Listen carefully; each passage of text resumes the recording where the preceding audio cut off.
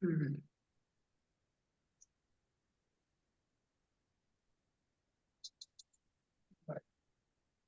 is your song. The way we do it in Europe, yeah? So it goes like, wherever you go, and wherever you see, I said do not say yes when you mean to say no. Somebody help me sing. Wait. Chill pill. Okay, I want to teach you the way we do it in Michigan. Yeah.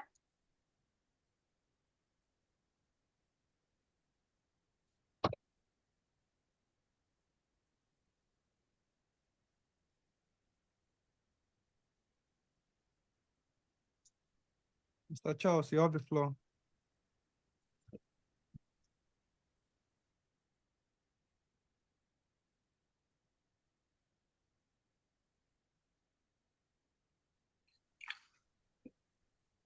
Mr. Rashid, can you hear me? Let me just test that out first.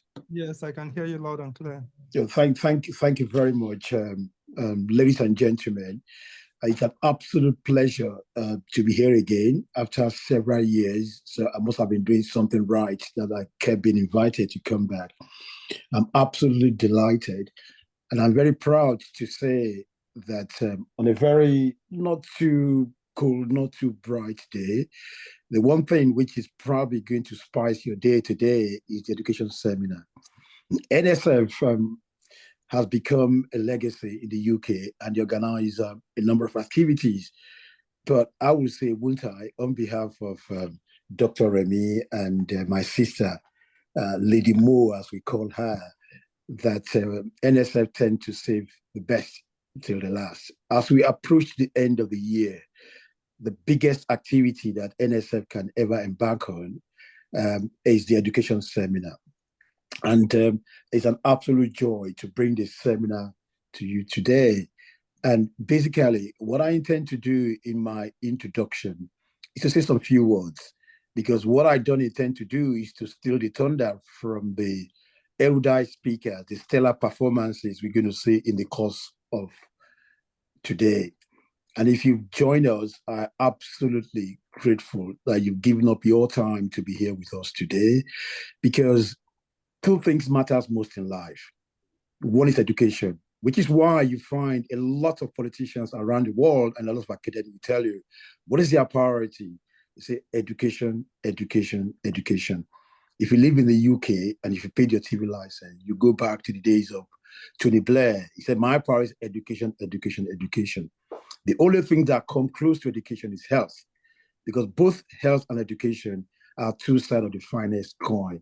So it's absolutely important. And today, we are looking at the sustainability of the Nigerian education system.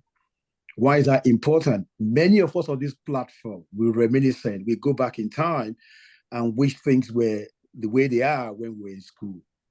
But if you were privileged enough, I'm fortunate enough to have...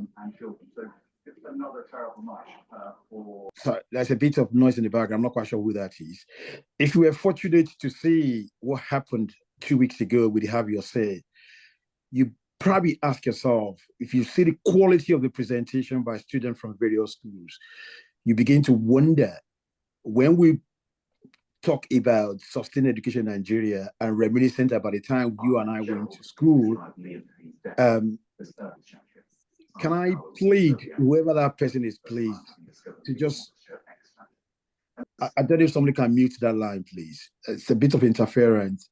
So if I just go back and say that if you saw what the students displayed 2 weeks ago, which was witnessed by some of us, including one of the speakers here today, we probably ask ourselves, is the quality of education in Nigeria improving, staying still, or going better? I've got my view. I'll probably say is the former in terms of the quality of what I saw. But in order to... in order to sustain education in Nigeria, education does not exist in a vacuum. Education is a system in its own right, but education is part of the wider society. So therefore, if you can I hello? Mr. Rashid, is there any way you can help with that, please? Just Yeah, something. okay. Yeah, we've muted the person. She kept on unmuting herself. Julia, All please right. be mindful of that. Thank you. Okay, please, can I just plead with colleagues, please, if you're able to mute your line if you're not speaking.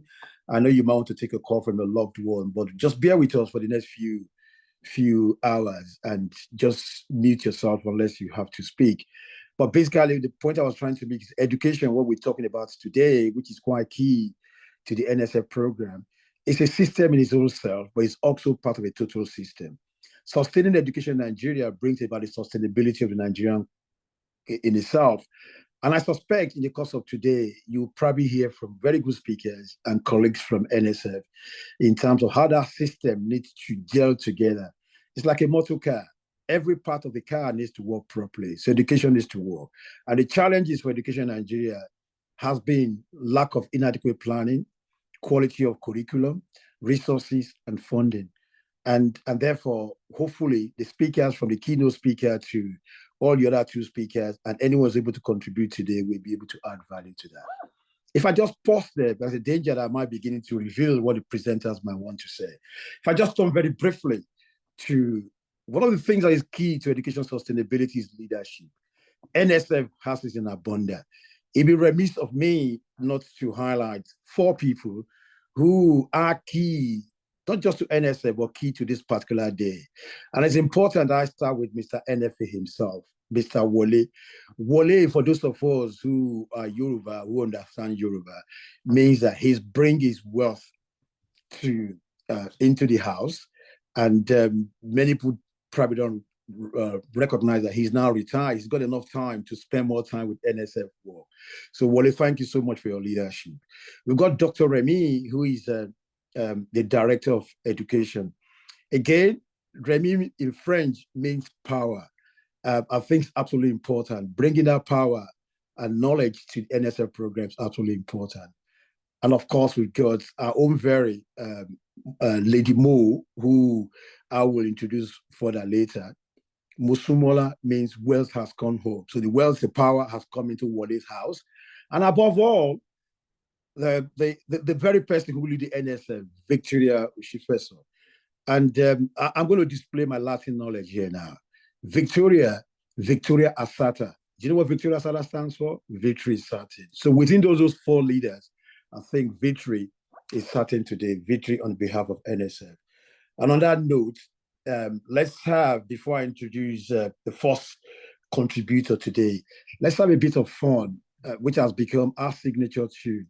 Can I get the tech place to play this wonderful, wonderful signature tune we've been using for the past few years now? Thank you.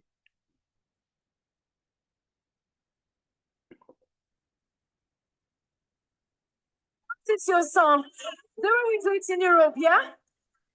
So it goes like, wherever you go, and wherever you see, I said do not say yes when you mean to say no. Somebody help me sing. Wait.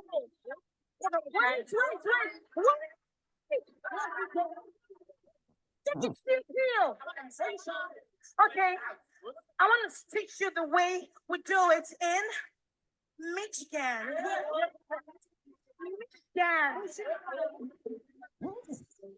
So wherever you go,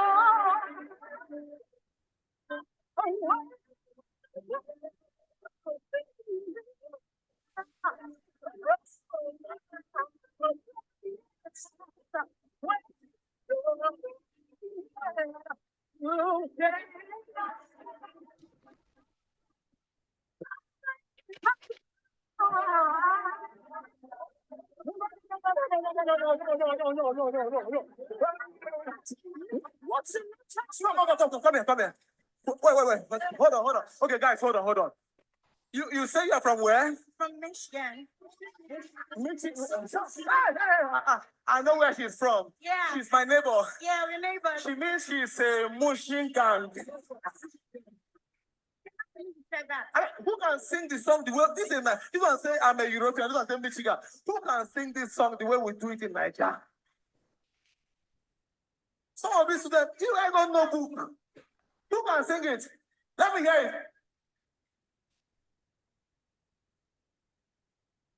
Wait. You people are singing. There is no key in your singing. Who can sing it for us here? Let's try one more time. One more time. Wait. Okay, you have sung before. No way. No way. Okay, sing it for us. Wherever you go, whatever you see, say yes when you need to say no.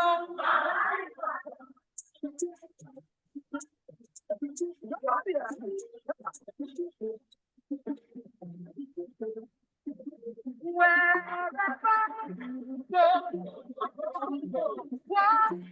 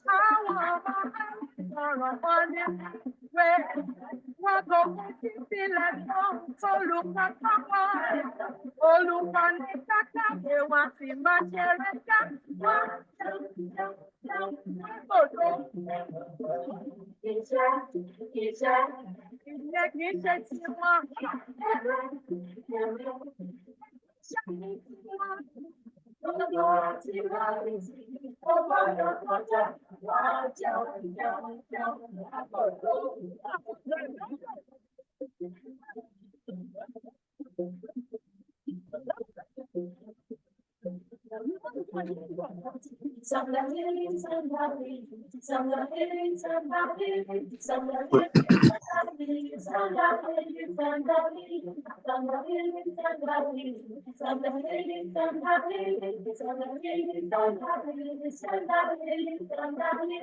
I'm a doctor in my country. Most of you know me well. Look me back now. You will know that it's true. Thank you. In my country. Thank you very much. First of all, can I apologize for the quality of that particular music? Maybe because it's copyright to me, so I didn't give permission for the tech team to use it.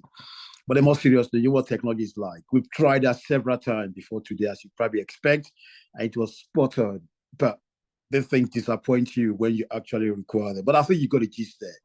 If you didn't get the gist, either because you didn't go to the kind of school I went to, which was not the Ajebota school. That's what we used to sing with meat in our mouth and walk into the classroom. So again, just to reminiscent and as an icebreaker. On that note, can I formally introduce the first speaker? And it'd be remiss of us not to start with the person who has led this program. She did it successfully last year. It's like the Scottish Hill. She now needs to climb further up, and I'm sure she will achieve greater success today. Her former name, I call her Lady Mo. We fondly call her Lady Mo. But I think her full name is Mrs. Mosumola Adeniji. That powerful names there. And I said earlier on, it means wealth has come home. And absolutely. It'd be difficult not to build that up, just to set the scene. Anyone who attends Methodist Girls High School, anyone who attends University of Lagos, you'll expect them to have the quality to be able to excel in life. But more importantly, it's not your first degree in economics that matters to me and to some of us. It's not your MBA, which you achieved from University of Westminster, that matters to us. What matters to us is the quality of your leadership. It takes a special person to manage someone like me, who is part of your team, or Akogun, who is part of your team, and Otumba. What you bring to the table It's apart from your knowledge, but you suffice that knowledge with patience, endurance, commitment. The commitment stands out. I was in Spain recently and I was getting your emails to do this program at 1 o'clock, 2 o'clock in the morning. That's what leadership is about. But more importantly, your passion for underrepresented people, especially disabled children and sight impairment children in particular, to try and improve employment of access for them is spot on. And we thank you for that. Your ability to bring youth together, and especially in a society these days, which is beset by youth challenges, to take them out on faith programs, on other activities. So we salute you. We salute your courage and your Spartan courage to lead NSF program. And on that note, before, I know you're eager to speak, I believe that's a video you passionately believe in that you want to relate to. Let's play that video as quickly as we can. Thank you.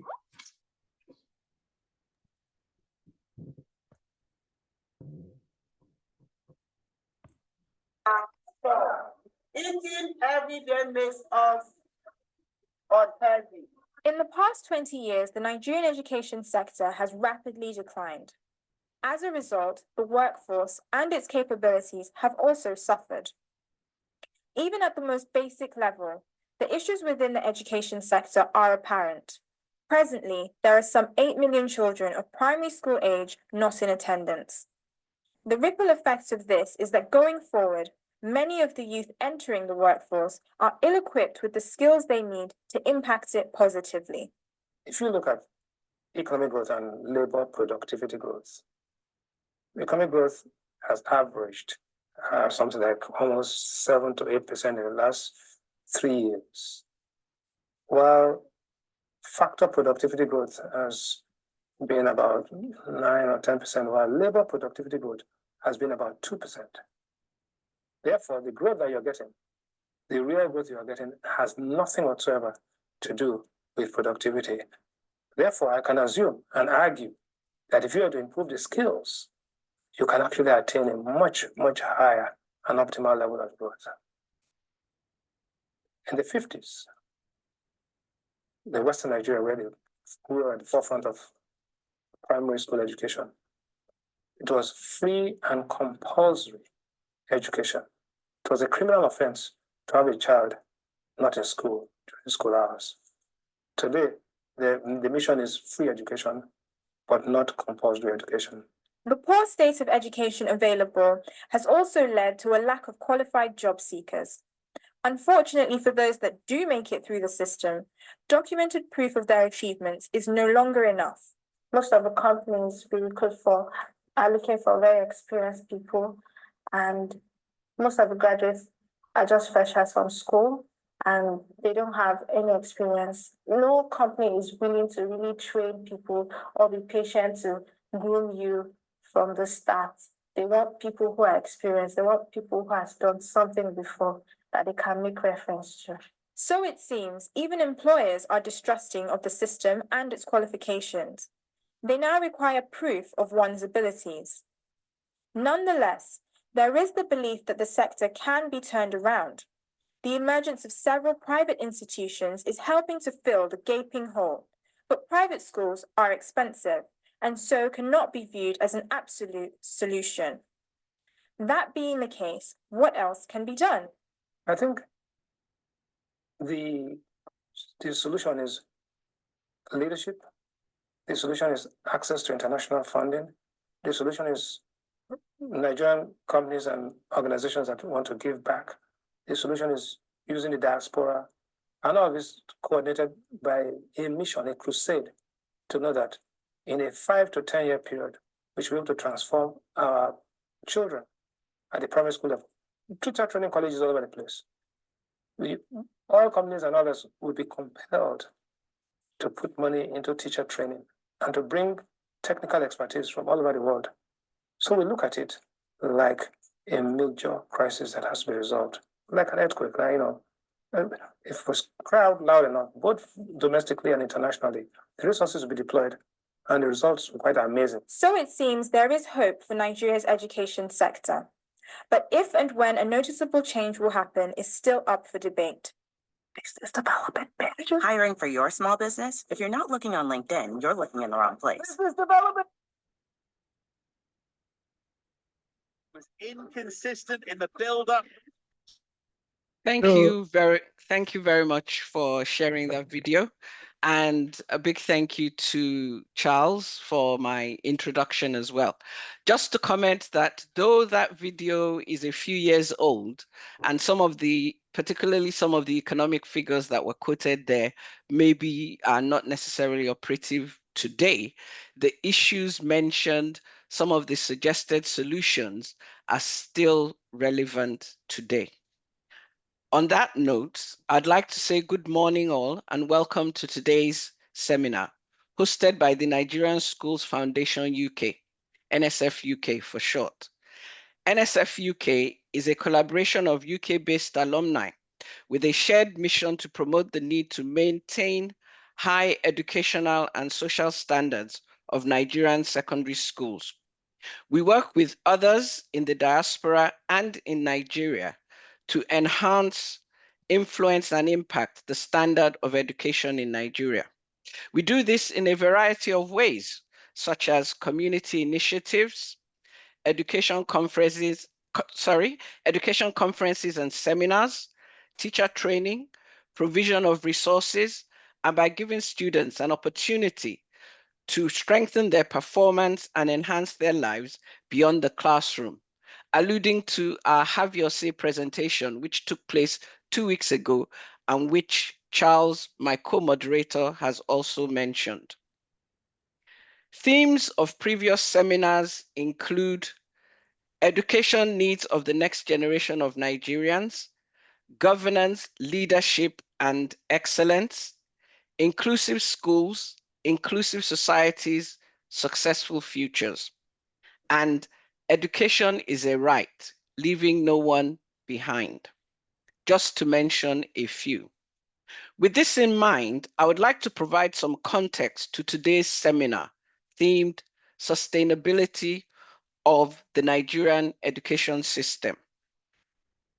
The UN General Assembly reaffirms education for sustainable development as an integral element of the Sustainable Development Goal on quality education and a key enabler of all other sustainable development goals, which I'll refer to as SDGs for short. It's a bit of a mouthful. This is according to UN General Assembly Resolution 72/222 of the year 2017. SDG Goal 4, Quality Education, of which Target 4.7 is one of the key targets in the SDGs that addresses the purpose and quality of education, states the following. By the year 2030, ensure that all learners acquire the knowledge and skills needed to promote sustainable development, including, among others, through education for sustainable development and sustainable lifestyles, human rights, gender equality, promotion of a culture of peace and nonviolence, global citizenship, and appreciation of cultural diversity and of culture's contribution to sustainable development. Nigeria is a nation with a population of over 200 million people and is currently faced with the challenges of out-of-school children, insecurity, poverty and hunger, poor quality education, unemployment, institutional and endemic corruption, to mention a few. Despite all these, the hope is that Nigeria still has the capacity, competence, and can be committed to achieve all the national and global education initiatives on SDGs, including and especially quality, relevant, impactful education outcomes for all. Our past actions and inactions, settling for the status quo in a world in which we are experiencing unprecedented access to information, in fact, information overload, and an ever-increasing technological advancement and differing value systems, attitudes, and standards point to a situation where the only stability that will be experienced is a downward spiral if Nigeria's education system continues in the present trajectory. We are increasingly asking if what our young people are learning is truly relevant to their lives. Can the Nigerian education system provide them with the knowledge, awareness, skills, and actions that will empower them to transform themselves, their communities, their nation, and even the planet?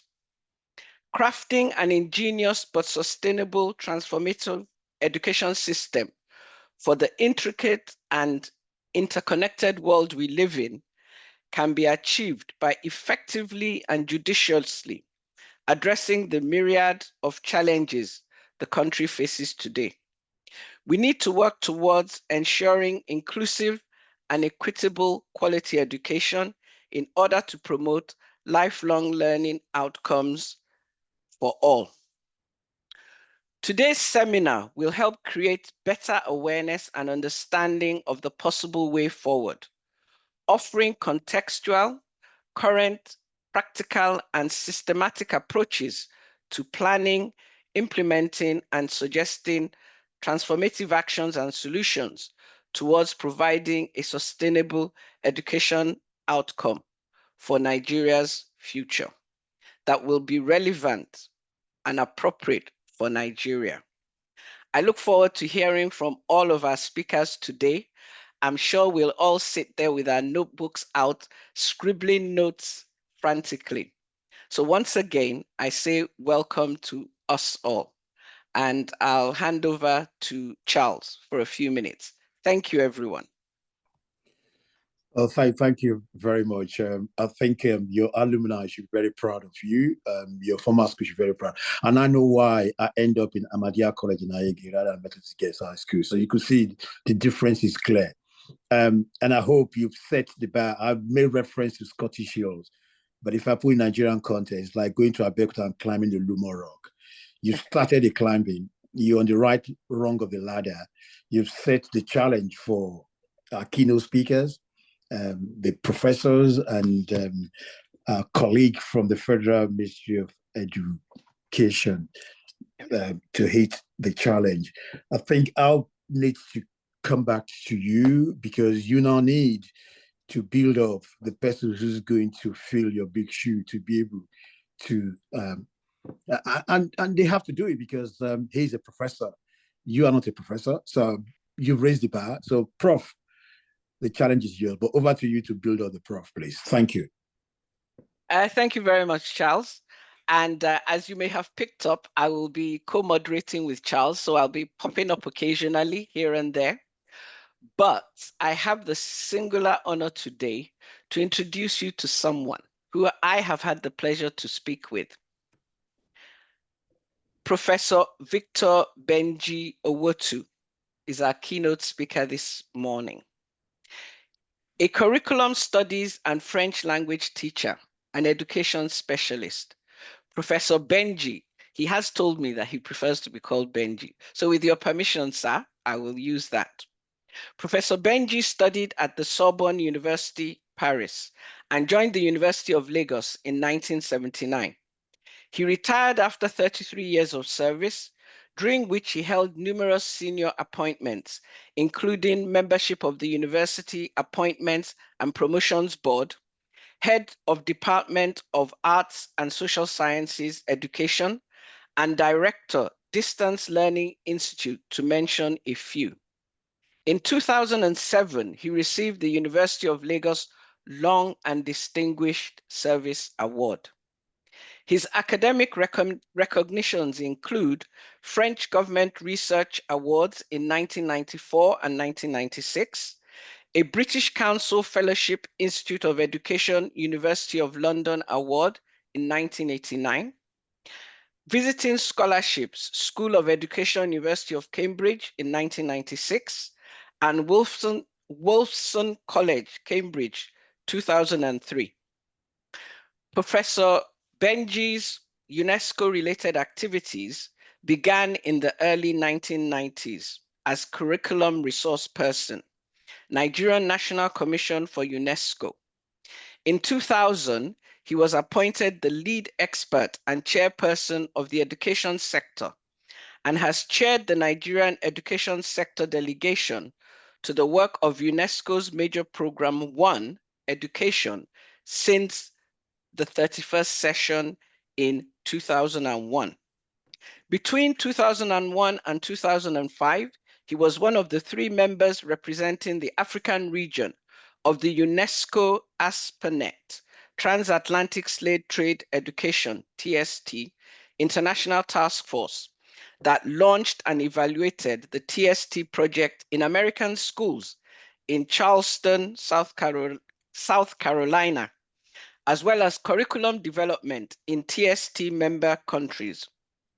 He was nominated by Nigeria and endorsed by the Africa Group in UNESCO when he was elected by acclamation as the Rapporteur General of Confintia V1 held in Belém, Brazil in the year 2009. In the last decade, Professor Owhotu served as chairperson NUC Accreditation Panel for Arts and Science Education Programs, National Open University of Nigeria. He has quality assurance and consultant coordinator for ADEA in the years 2016 to 17. Professor Benji has also supported and worked with the University of Gambia as in the role of teaching in the teaching and learning environment for the Ministry of Higher Education, Research, Science and Technology in the Gambia. His publications include UNESCO Nigeria Cooperation in the Education Sector, 1960 to 2013.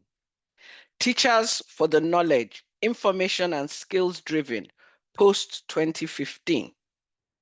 And up and coming, Understanding ICTs in Education, Inclusion Policies, Innovative Practices, and Pathways to Sustainable Development, which Professor Benji might let us know whether that is now out, because I have it here as forthcoming in 2023. Seminar attendees, perk your ears, get your notebooks out. It gives me great pleasure to present to you Professor Victor Benji Owhotu, educationist and chairperson, Education Sector, Nigerian National Commission for UNESCO, Abuja. Over to you, sir.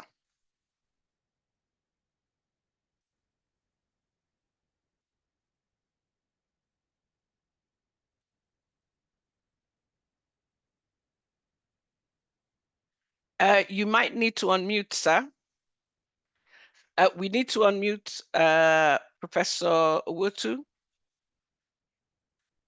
Yeah, bear with me. I'm working on that. Okay. Sorry about that, everyone. You know what technology is like. So please do bear with us. We will unmute Professor Owhotu shortly. And we will commence sharing his slides as well. Okay, can you unmute now, sir? Oh, there we go. Thank you very much. Well, technology, there we go. It's always the same, sir. We do apologize about that. And please let us know when we can start sharing your slides. Thank you very much. I would like to say 1,000 thanks for the honor of this invitation. And want to thank you for all the work you've been doing. It's all for the same purpose. How do we make sure that education becomes a reference point as far as our country is concerned, and for the next generation? Now, let me begin by saying that there is nothing that Nigeria lacks as far as ideas, models, roadmaps, policy directives, nothing. The only problem we have is that of implementation. So if we look across different countries, they're not faring very well, because if you do some comparative studies of what education is, whether it's in the UK or in the US, you'll be amazed that we're all in the same boat.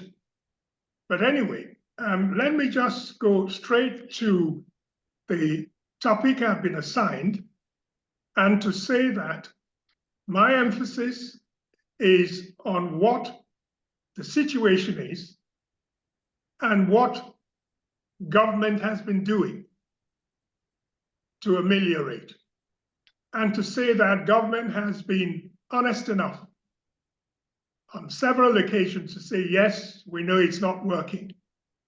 Therefore, we have considered and we have launched another initiative.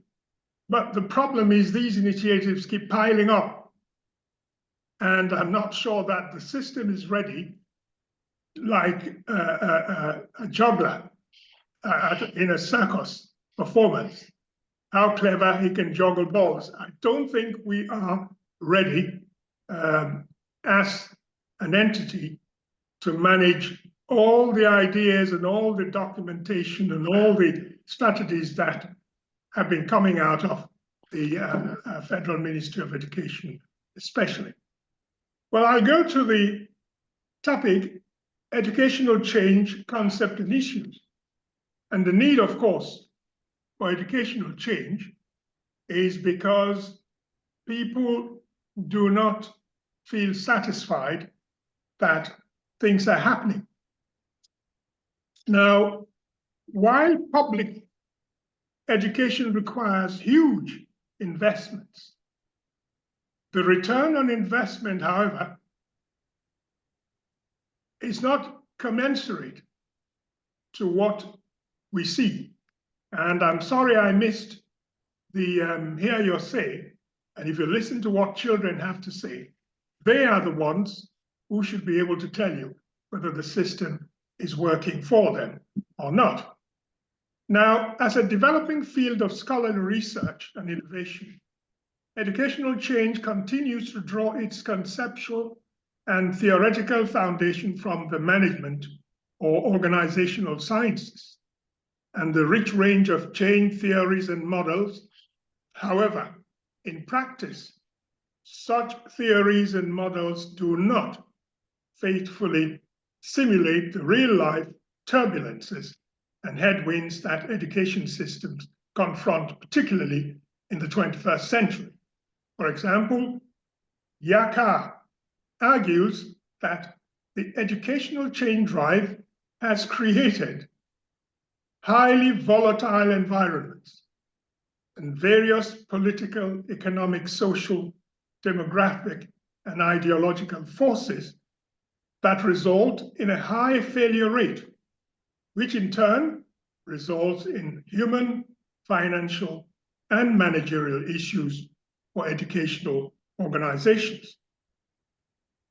Now, the Nigerian context has been amply characterized in several recent reports by international parties, Nigerian scholars, and even our own public officials. For example, in 2021, UNESCO IIEP country report highlighted the demographics, the fast-growing population, over 200 million, and the implication of not meeting this demand and the stress that places on government and stakeholders. Another commentator, a professor of international economic relations and consultant for ECOWAS, holds that Nigeria's economic challenges, despite the successive national development plans and strategies, have been constrained by, and this takes us back to some of the things you've highlighted initially, a lack of visionary leadership and failure to properly envision true development agenda. Misplacement of priorities, poor plan discipline, lack of self-reliance, ineffective executive capacity and public sector inefficiency, system corruption, and inappropriate public-private partnership, all of which have made genuine development paths in the country quite illusory. Now, the third set of profiles and perspectives come from various other sources, including commentators on Nigeria's colonial history, international and multilateral influence, as well as our own homegrown initiatives. In terms of the colonial heritage, scholars like Garba argues that colonial education was elitist, exclusive, whereas pre-colonial education was functional and put premium on values and trade. Whereas later on, we lost sight of all that and adopted a Western type of education.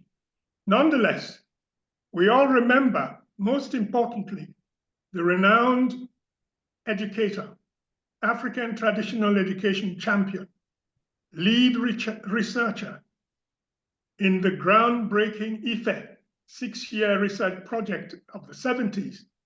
That is the former Federal Minister of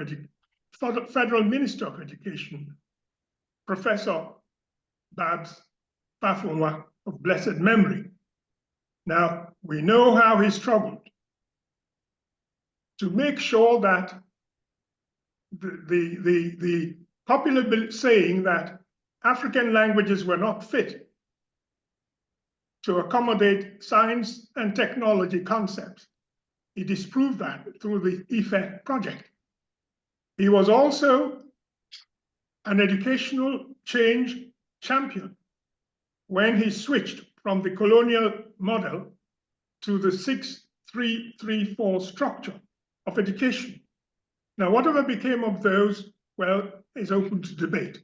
Nonetheless, that was one aspect of educational change for sustainability. Now, as far as Nigeria is concerned, we have been open to influences, as I said, because since independence, we became members of the United Nations system and most of its agencies. So we drew our own national frameworks, international frameworks, just to be able to make sure we mold our own track, our own homegrown track. Now, if you look at the major national frameworks, they're listed. The major international frameworks are also listed. And of immediate relevance, however, is the National Policy on Education, 6th edition, 2013. That is what drives the quest for and determines the relevant approaches to sustainable change and transformation. While presenting philosophies, etc., it also expressively put forward the priority sectors, which are all listed there, including open and distance education, special needs education. Now, public acknowledgements also should be taken note of, because that is saying, yes, we agree that with all the things we've been doing, all the money spent, and all the hope placed on us, things are not working. Only recently, the Minister of Education launched the education roadmap titled Education for Renewed Hope Agenda, Roadmap for the Nigerian Education Sector. 2024-2027. Now, paragraph 7 of that roadmap states that it is going to be a practical, problem-solving, and realistic approach across 13 thematic areas.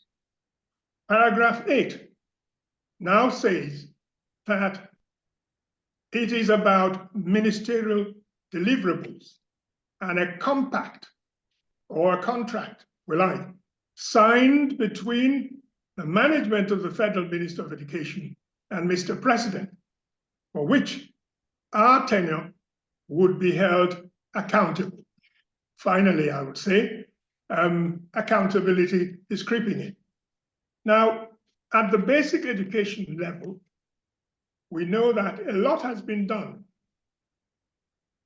but the leaders of that sector will also gladly own up that there are so many unfulfilled promises. And that is why you also have, for example, a review of the UBEC Act 20 years later, in line with what the Commission sees as developments and changes that have taken place in our society since 2004.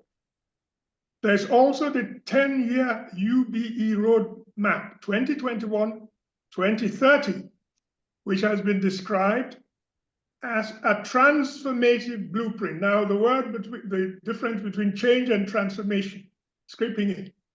A transformative blueprint which sets in motion a strategic framework for reinvigorating the delivery of basic education in Nigeria.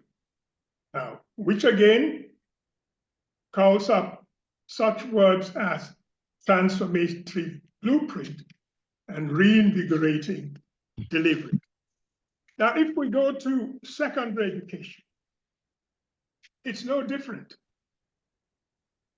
And a situation report prepared by the National Commission itself, that is the Senior Secondary School Education Commission, has shown that there are, for example, 115 unity schools of federal government colleges across Nigeria. Given the fact that government has promised to deploy radical curriculum engineering, there seems to be hope with this radical curriculum engineering, in addition to what they call unbundling the unity schools and the introduction of the DOTS, D-O-T-S in caps initiative, the introduction of the National Policy on Skills Development and Acquisition in 2004, and also the School to Work initiative. Now, I will go quickly over tertiary education because it's the same thing. The NUC introduced the new minimum academic standards curriculum last year, and some academics were not very satisfied. But there again, we'll see how that goes. If you go on to teacher education, it's the same thing. The only hope probably is with the technical and vocational education sector, where there's a good or strong partnership between public and private individuals. And hopefully that should be one of the strongest points that will come out of educational reform and sustainability. Now, some reports I have mentioned here, Global Perspectives in Sustainable Educational Change in Nigeria, have also been influenced by 4 major reports, which I have listed. And some of the concepts of sustainability, for example, that came out of such reports. The first one, for example, was the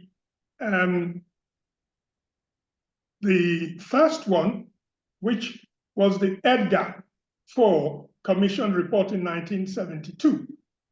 From there, from learning to be, we transited to the concept of lifelong learning. And that is a very strong point about sustainability. And all over the world, lifelong learning, as we know, has become a priority area of action. The second one is the Jacques Delors Commission report, where we have the ideas floated about learning to know, learning to do, learning to live together, and learning to be. Now, then we have more recently the Sally Walker International Commission on Education report.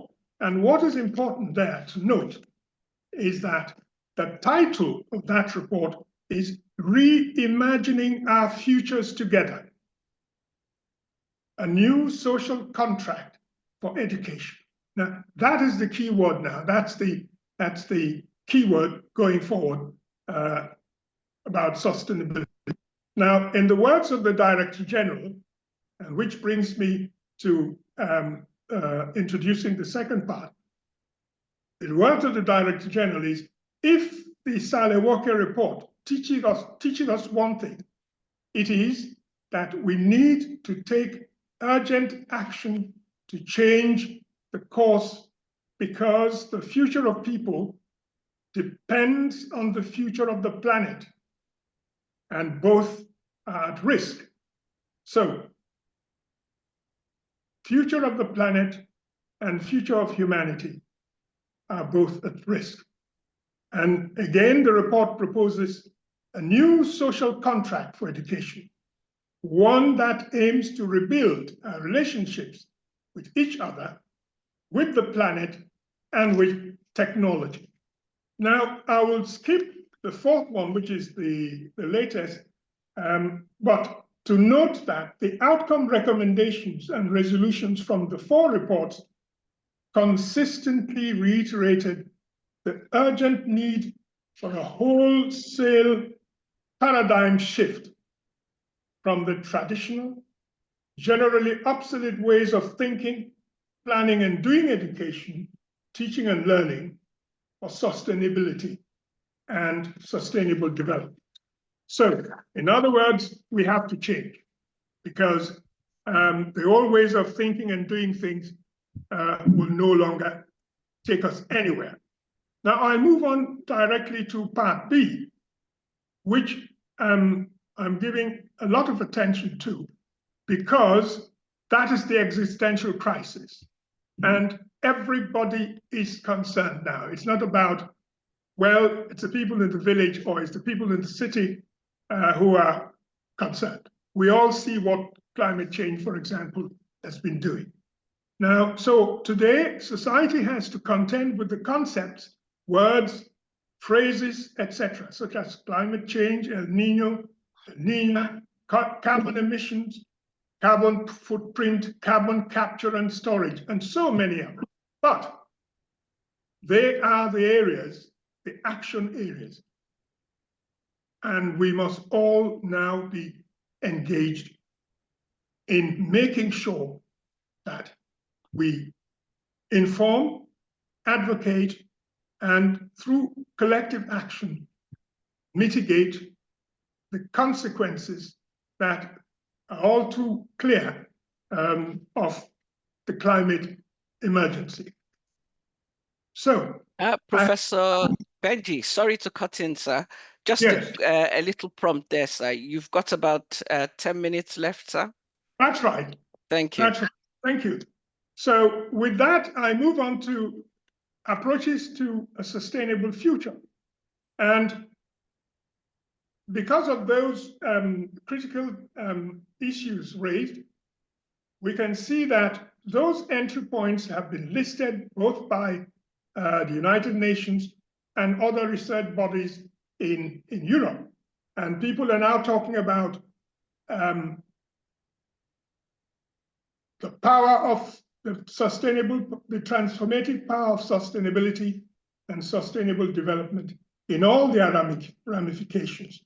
And you have education, gender, and equality, health, well-being, demography, energy, decarbonization, sustainable industry, sustainable food, land, water, oceans, sustainable cities and communities, digital revolution for sustainable development. These are all entry points that should all interrogate what we intend to contribute to making sure that we pull education system from the brink and also pull humanity from the brink of extinction. Now, the second level is that curriculum has a pivotal role to play. And curriculum, especially when taken together with the education for sustainable development concept, is one way of ensuring both sustainability of formal education system and sustainability of human existence. So I have pointed out some of the high points there.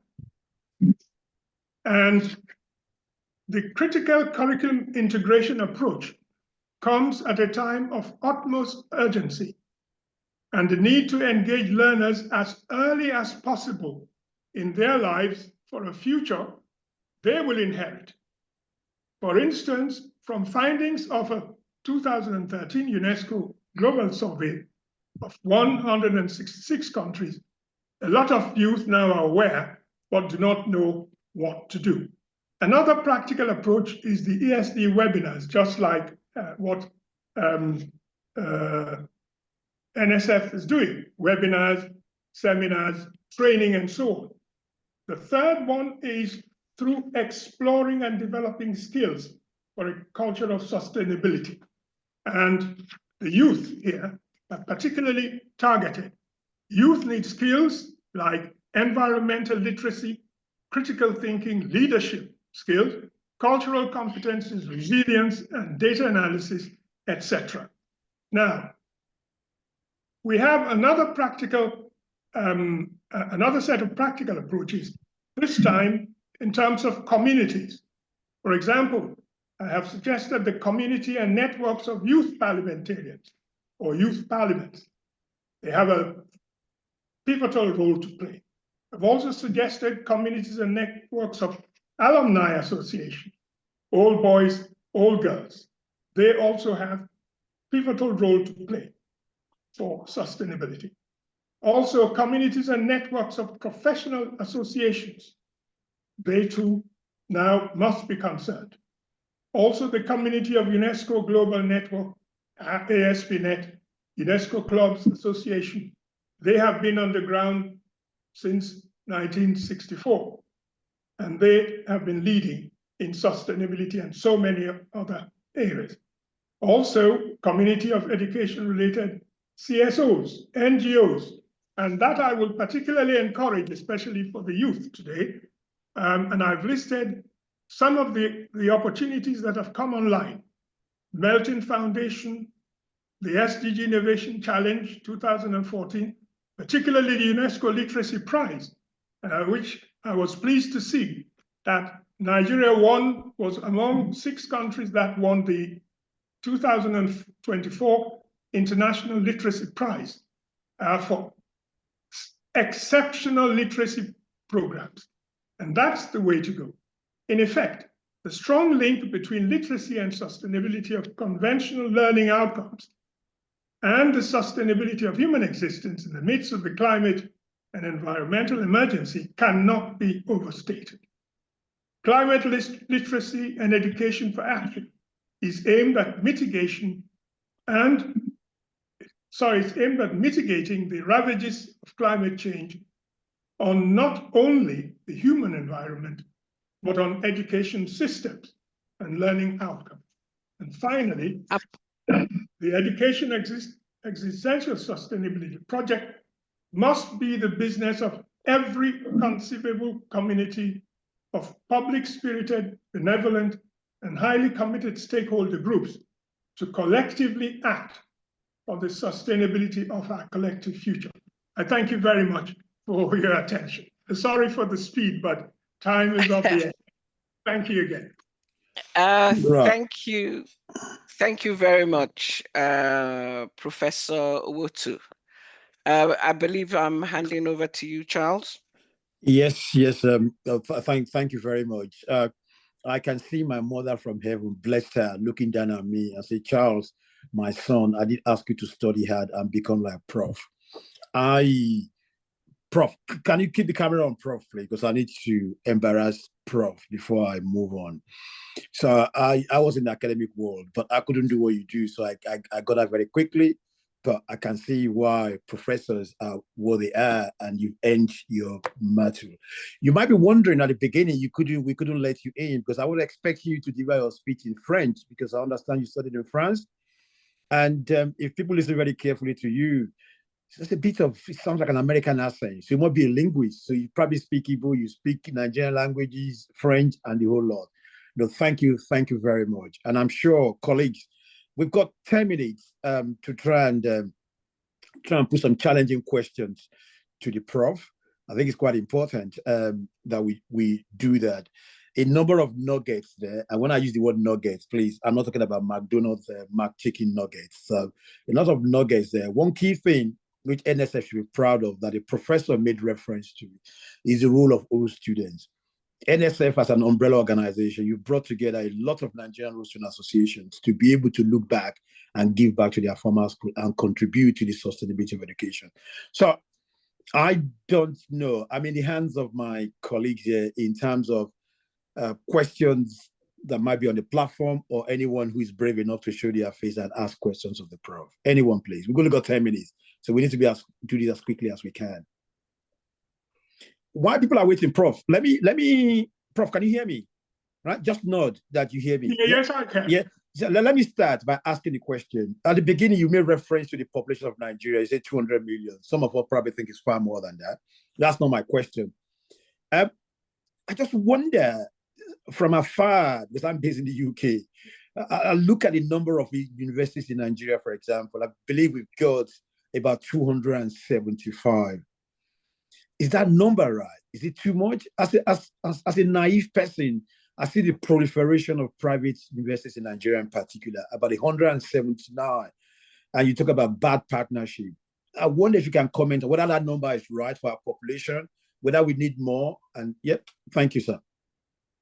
Yes, well, thank you. You know, the thing about statistics, we are still about approximations. But when UNESCO stated 200,000, that was as of July 2019. But you know, in this country, we oscillate. We go between, some say 200,000, some even go as high as 230,000. You know, but let me answer. The thing is, we have a lot of people who are out there and who are not within the safety net of either education, social services, financial inclusion, and so on. So there's a big issue. Now, to come to the universities, I raised a question in what I call the key review questions in the main paper. I had 22 of them, 22 review and reflective questions. One of it was, why should the federal government own about 62 federal universities? Why should the federal government alone own about 62 federal universities? Why should the establishment of higher education, especially universities, be politicized? In other words, most people, if you hear them in Senate, they will tell you a bill for an act for the establishment of University of ABC in so region in the name of federal presence and the dividends of democracy. Now, there is no way that with all the federal government has to handle that you can account for efficiency, efficient coordination, monitoring and evaluation, not to talk of the expected results. So it's not going to happen if we have all those numbers on the backs of the federal government and expect that the outcome would be desirable. I think that is what I have asked so many other questions in the amongst the 22, just for us to reflect. It is not sustainable. And if it's not sustainable and we keep putting pressure to expand, then it's everybody's guess what we'll get at the end of the day. And we know. Thank you very much, sir. You'll be probably won't be surprised. We do have a prof amongst us as well, who is one of our committee members. So I'm going to call our own prof to ask prof a question, please. Professor OK. Charles, there's been a hand up. Can you ask Otumba first and then? Now, let me take prof first. If he's there, and I'll come back to Otumba. All right. Okay. Thank you. Prof.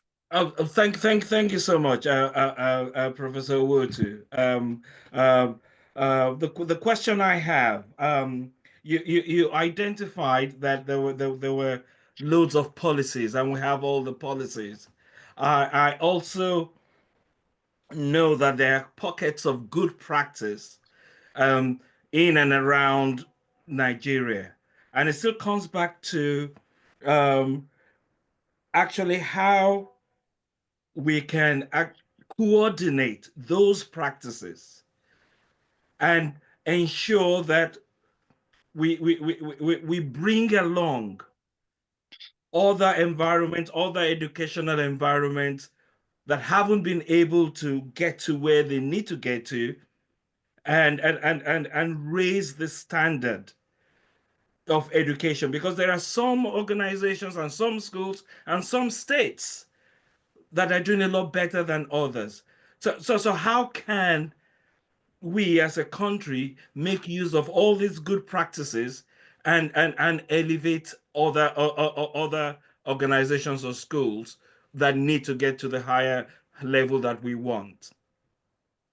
All right. Thank you. Well, we know the word, the phrase good or best practice, scalable practices.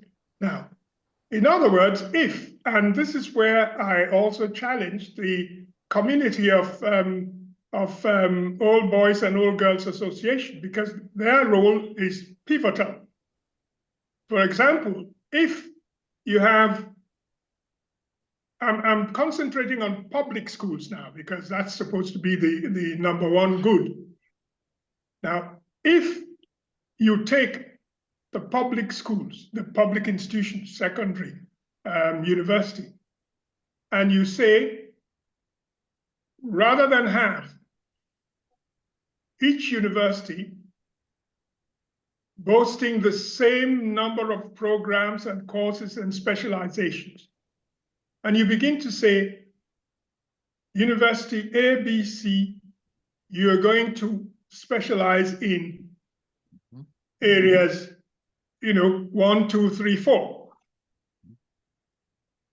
and so on and so forth, rather than have every university having the same range of programs and courses, and then expecting that there'll be return on investment. It doesn't happen that way. Secondly, if the Alumni Association, let me take the Alumni Association. They are spread all over the country. And since it's now a network meaning they can share, since their focus is the nation, we want Nigerian education to be top-notch, to be world-class. Through that networking, you could say, well, look, secondary school A in zone B, there's a problem there because There are no teachers, or teachers have not been paid for the last 6 months. Now, what can we do to raise social dialogue, in other words, between the local unions and the employers? I've left public school, private schools aside, because that's a complete. All right. Thank you both. Thank you. Thank you both, Prof. We will take one more. Professor Owhotu will be, I believe, you'll be with us for the bigger Q&A later at the end of all the speakers. So colleagues, please hold fire if you have more questions. But if I take one more on this from my brother who's told me of, he's a chief, and I bow to him. Is Chief Otumba Eric Ayuola. Can I just plead with colleagues, please? Not just yourself. People, can you keep your questions as short and brief as possible, please? Thank you. Absolutely. Thanks, Sir Charles. Can you hear me, please? Yes, I can hear you. Thank you. Thanks, Prof, for that quite inspirational, insightful proceedings that you've just given. My question is actually quite simple. Are we too center-focused in Nigeria in terms of problems? So considering that the education is not on the exclusive list by our constitution, how can we get all levels of government, from not just the federal, but of course the states and the local governments, involved and alive to their responsibilities? I think eradicating illiteracy should be one of the easiest tasks for any nation to overcome, but all hands must be on deck. But how do we move? I'm going to push you. Yeah, just keep the question short, please. Thank you. Thanks, well, Charles. So how do we get both local governments and states alive to their responsibilities? Well, all I can say is, like the word was mentioned here, leadership, because it's on the concurrent list. And all it takes is for the political leadership of the states or the parties involved to take on their responsibility. I mean, the federal government, as I've said, is doing way too much. But the states have their own jurisdiction, and it's up to the states. The only thing the federal government can do is that, well, we have a national policy on education which is binding, and that you cannot maneuver whatever you're doing outside the national policy. And then, of course, monitoring is going to be carried out just like UBEC. UBEC has its tentacles all over the state, and trying to ensure that state parties were also paying their own counterpart funding and taking advantage of what the universal basic education is offering. But definitely it's up to the leadership at every level, because as we say, we're running a federal structure. Constitution has said, federal government, this is your jurisdiction. State government, you.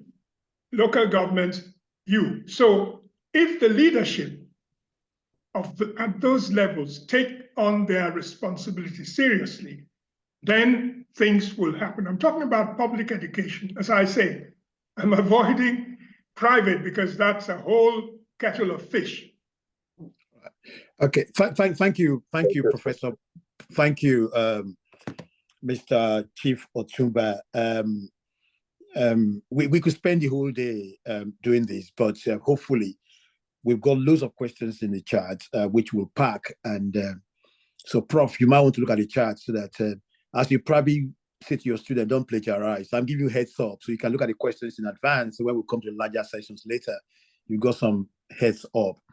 If we move seamlessly, we're just running slightly behind, no more than that, but slightly behind. So we should be okay. We're going to call another professor, another distinguished professor, Professor Osinem. And can I have him spotlighted, please? Because I did promise myself that, Prof, you're not looking at me. So, Prof, so I need to look up. Because Prof was here 2 weeks ago when we have your say. So, Prof, I'm not going to shortchange you, but I'm conscious of time. So I'm going to do a brief introduction. And when you finish your presentation, I'll do it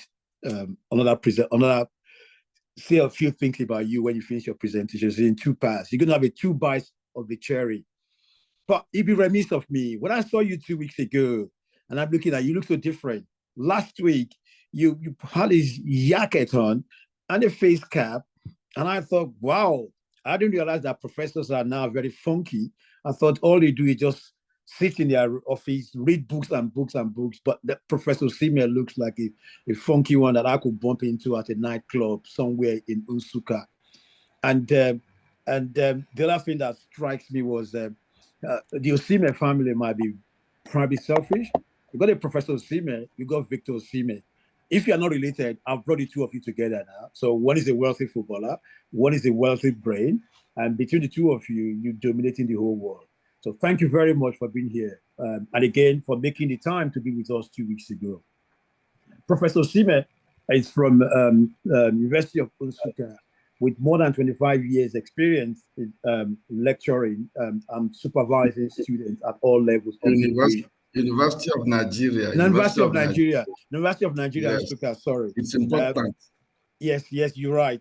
So University of Nigeria in NSUKA, one of the stellar universities when I was growing up. No, thank you very much. And he's got a PhD in vocational agricultural education. In my late hand, I assume vocation means hands-on. So, Prof, I can only assume you got your PhD on the back of cutlass and hoe farming somewhere in NSUKA. And that's where you got your PhD from. Absolutely delighted to have you here.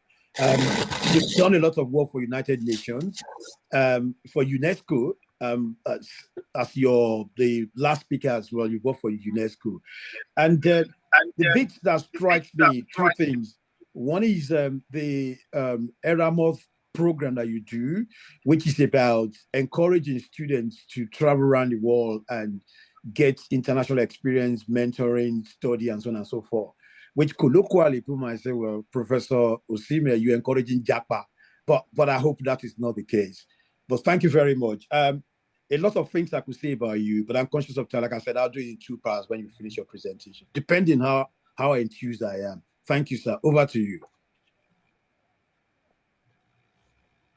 Can you hear me? Prof? Yes, I can hear you. Yeah. So Professor is gonna give us a 20-minute. Yes. Let me. Yeah. I believe you did ask for. I want to thank. Did you have the co-host rights? You asked for it. Have you got co-host rights so you can manage your own slide? I requested, and I've not been made co-host. I don't know. Right. Okay. Colleague Rashid, is it possible? Yeah, you should be able to share your screen, sir. Okay. Are you seeing? It's coming up. My slide? Yeah, I can see it. I hope is it visible? Well. Yes, it's coming up, sir. Hello? It's still it's showing as a slideshow at the moment, but we can see your slides, sir. Okay. As I was about to begin to say, I want to thank the organizers of this program for considering me worthy to share a bit of the information I'm presenting, particularly the section that has to do with what the University of Nigeria NSUKA have been able to do in the area of vocational technical education, precisely technical teacher education program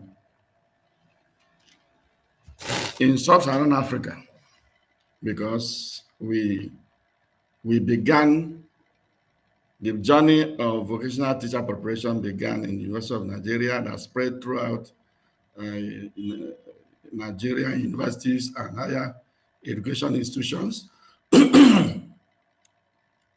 And so, by way of introduction, Nigeria with rapidly growing population, evolving socioeconomic landscape, faces significant challenges. I will not dwell too much on these challenges, but already we know that globalization, technological advancement, and shifting job market requirements are actually driving and reinforcing the challenges in our educational sector.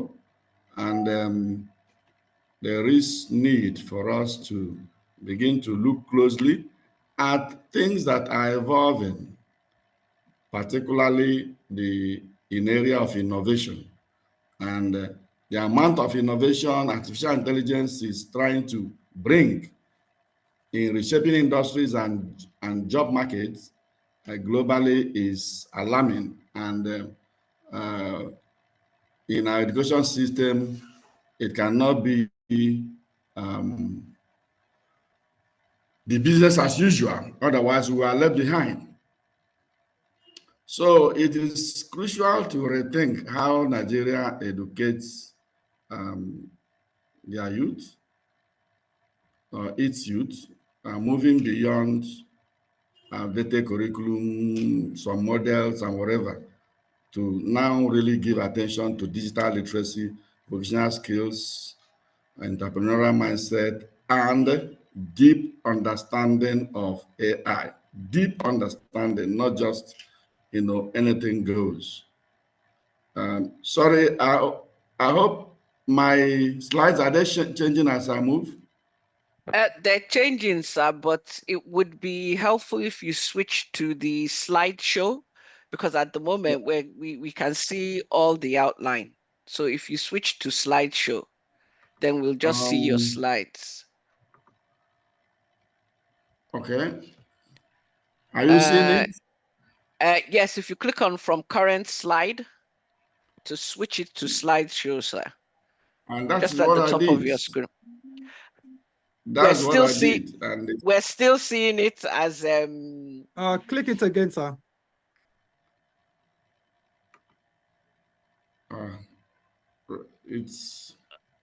It could be that it's just slow catching up. Okay. So, open but the slideshow if you be menu. seeing it, hello, are you seeing the third slide now? The one I've already. We can see that slide, sir. But what you need to do, if you just I did it. It's not working. I don't know why. It opened the menu, sir. But you just need to click the second icon, looking at your screen from the left. That would then switch it to actual slide. Yes, that one. That's what I did. Lady Mo, can I make sure? Can we just go ahead, because we can see the main slide. Yeah, we can see it anyway. Yeah, we can see the slide. Yeah. Yes, please continue, sir. Please continue. Okay. So you try to minus this time from my time. All right.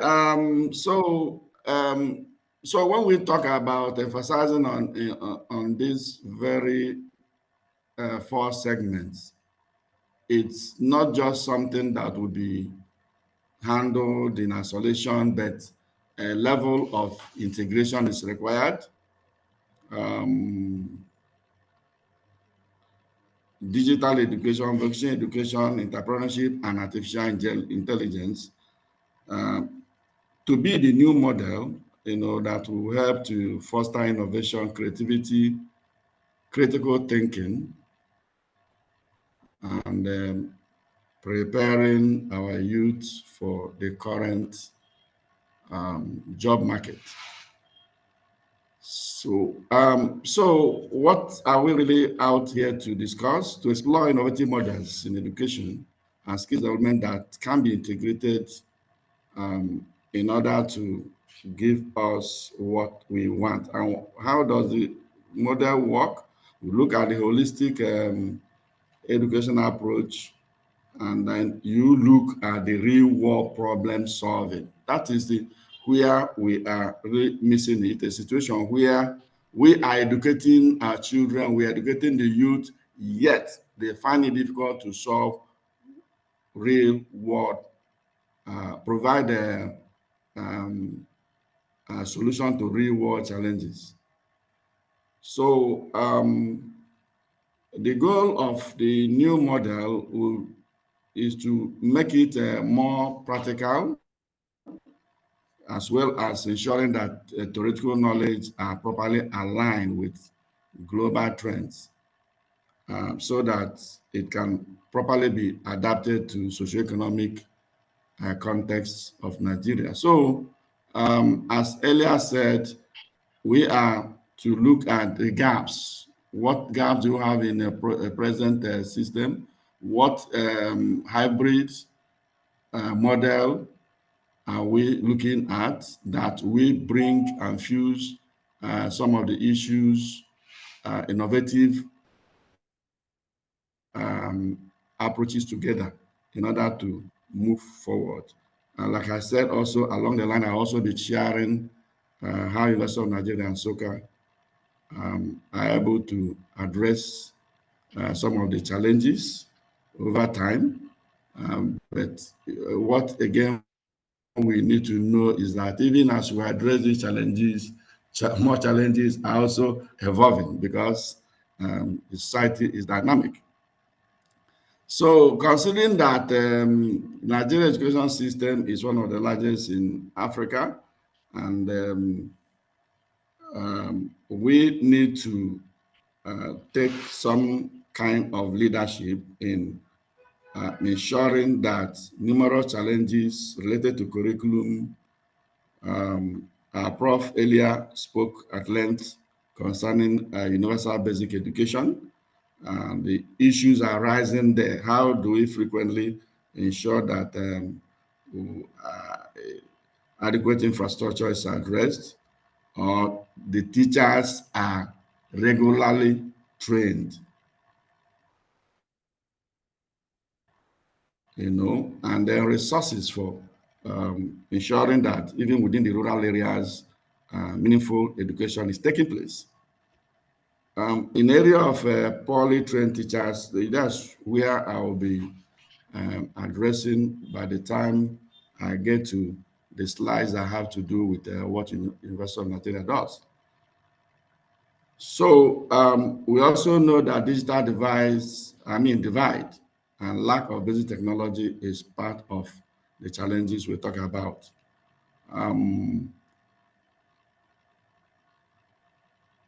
This already has been talked about, lack of modern equipment, lack of up-to-date curriculum, and then in area of vocational and technical education also, we also know of the social stigma that students that on their own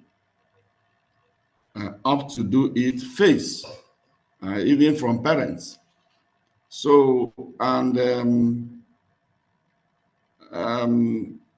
you see parents discouraging their children from taking up vocational programs just because they want their pupils, their wards to do what they think they need to do. So outdated curriculum, lack of skills, training, insufficient integration of technology in education, all have their consequences.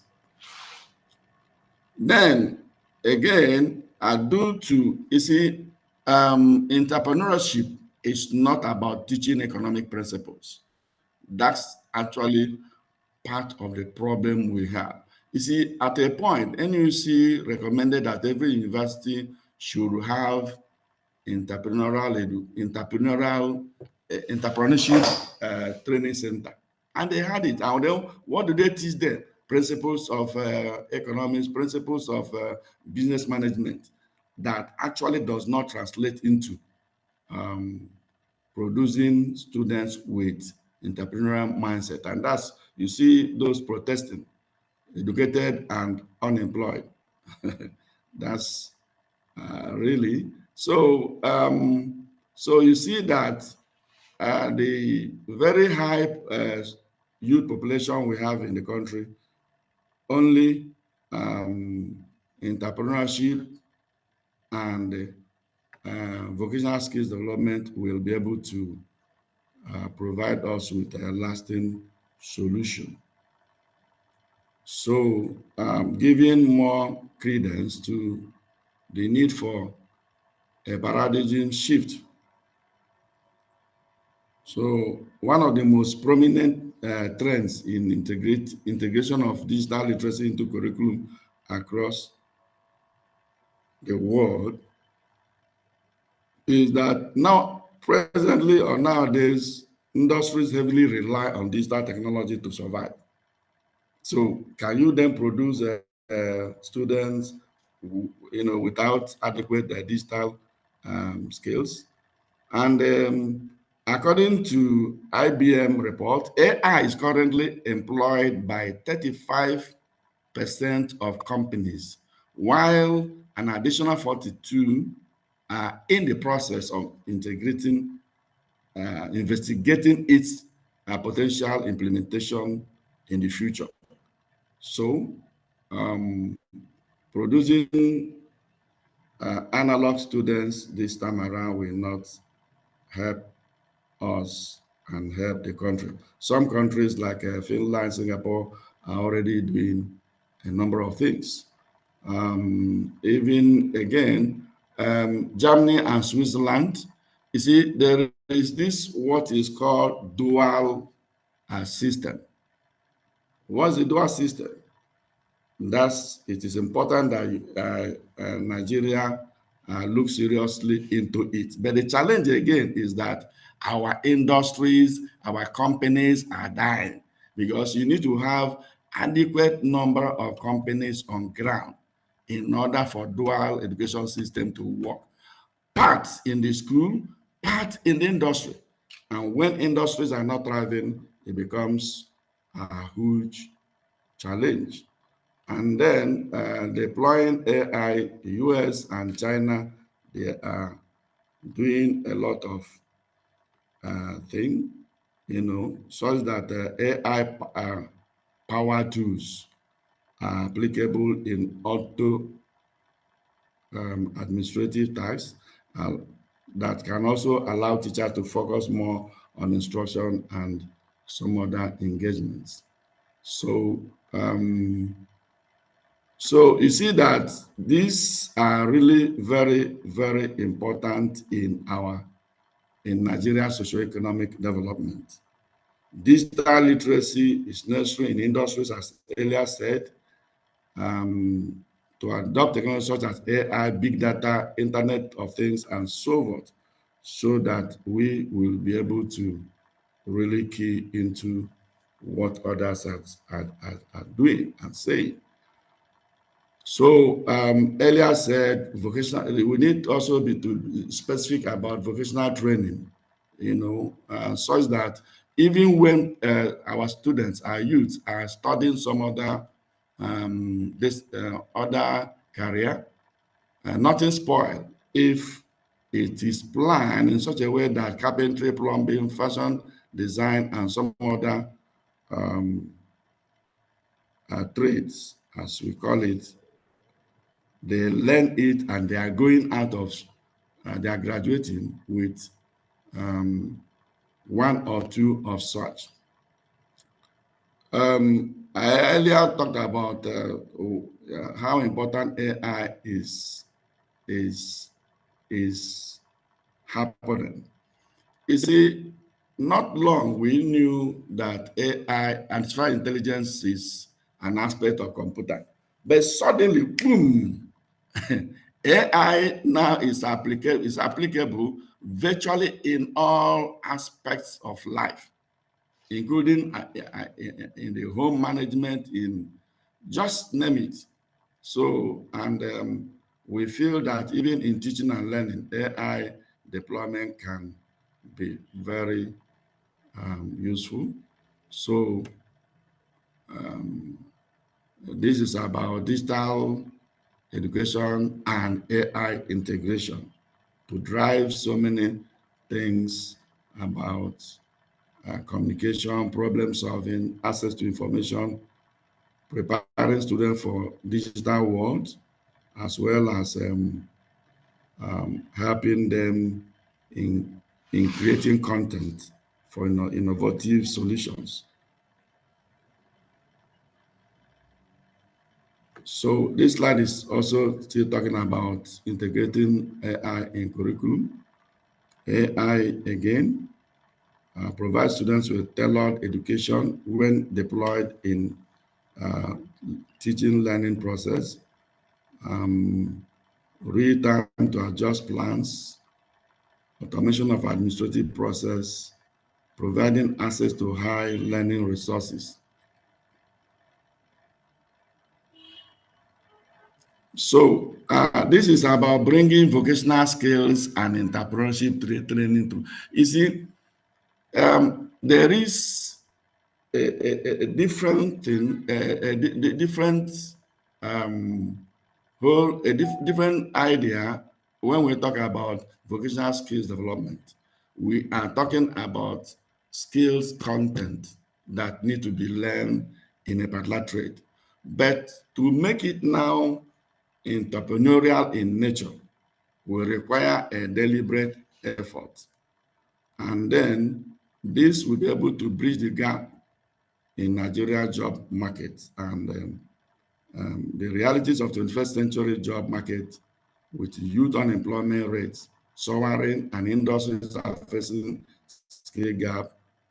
So which vocational education and entrepreneurship training can well bridge. So when we talk about key drivers of economic growth, usually this industrial sector, agriculture, construction, and manufacturing. And do you know what?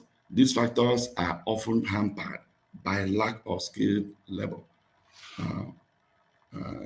requiring that attention must be paid by Nigeria to, you see, somebody talk, no, not somebody really, Prof, the former presenter talked about, seeing it as anomaly for every institution to offer every program. You see, when these things, usually a nation should determine its priority areas in learning, in training, in developing human capital. So the other previous slide shows where Nigeria should focus. It might not be the only anywhere, but an attempt should be made to ensure that specific areas, capacity are built in specific areas to drive the economy. So investing in vocational education will help address problem of brain drain, where skilled, it's really worrisome. You see, if we see our talented youth moving out in droves, it's terrible. And I don't know, it calls for a state of emergency in our education and training system to see how these things can be reversed, because these are the people that will add to the economy. They are running away because the economy is bad and they are full of energy to contribute to revamping the economy, but they are moving out, and the government doesn't seem to have any deliberate policy to see how to curtail this. So this slide is Prof, I'm so sorry to cut in, sir. Just a little no prompt problem. there, sir. You have about 5 minutes left, sir. 5 or 10. I should be giving. I should be 1 for 10 first. So sorry, sir. So you see, with entrepreneurship education, students learn to identify gaps in the market, develop business plan, manage resources, and scale their ventures. So these other slides further explain things that the entrepreneurship programs and even the hybrid model that is being proposed, how they could help to address the socioeconomic challenges of Nigeria. So here is where I want to share briefly.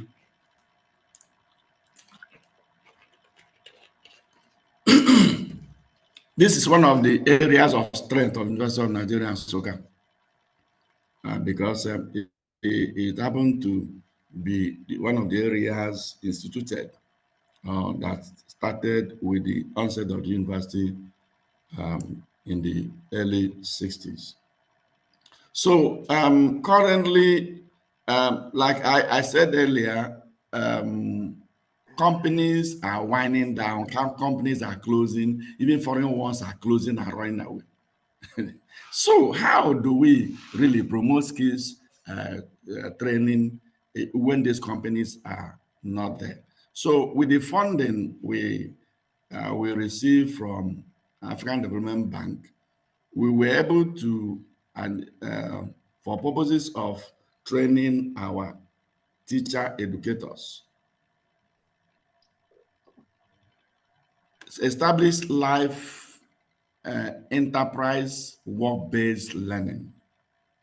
That's a situation where, where the funds were used to start an enterprise in catering services, clothing and textile, block molding enterprise, fishery enterprise, and they are running where we now engage our students on shift basis. The students will actually indicate which area that interests them so that they are deployed in doing so. And by so doing, they will be able, because it's run like it's called life enterprise. It's run like full business from the beginning to marketing of products or the processes of the service delivery involving students in them all. Then there's this 4.5 US dollar grant made to rejuvenate TVET programs through innovative technical teacher education programs. What did we do there? Like I indicated sometime, this one alone will take me several lessons for full discussion and understanding. But what we were able to do was that it addresses TVET teacher shortage.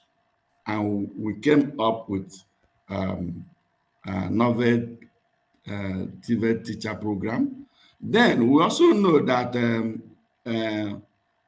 usually teachers go into teaching and they are with that initial knowledge and skills. And that initial knowledge and skills, they will be with 15 to 20 years still in service without way of improving their skills. So this, with relevant stakeholders in Nigeria, particularly Teacher Registration Council, this came up with this for. Then the skill gap and labor market, what does it entail? It's like I said earlier, and in alignment with what our previous presenter said. You see, we need to begin to produce manpower or human capital based on need. A situation where everybody, recruits students virtually in every area is not proper. We have differentials, like, for example, in the different geopolitical zones in Nigeria. Their needs and requirements and culture differ, and these vocational skills are derived from within the environmental setting of a given area. So the essence of this project was to produce what we call skill map, where every geographical area will say This is what we emphasize, and that's what we include in our programs. Then the facilitation of skills training using mobile laboratories in both urban and rural. At times you see the rural areas suffer a lot in the sense that they don't have access to the facilities and so on. But this mobile laboratory, which we call skills training wherever and whenever, it contains, it was acquired through the World Bank grant. It contains 10 workstations. Each workstation focuses on a particular trade area, and properly equipped with air condition and digital devices, so that students or pupils are taught. The only limitation is that the carrying capacity per time, is not large. But at the same time, if they are handled in shifts, we can still handle a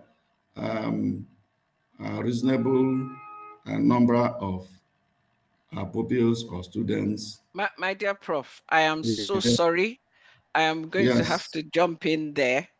And I know all our attendees who are listening will probably be wanting to strangle me at this point, but I do apologize, sir, that we do have to interrupt you. We are truly engrossed by what you're sharing, because these are practical examples of some of the things that we can do to actually address the sustainability of our education system.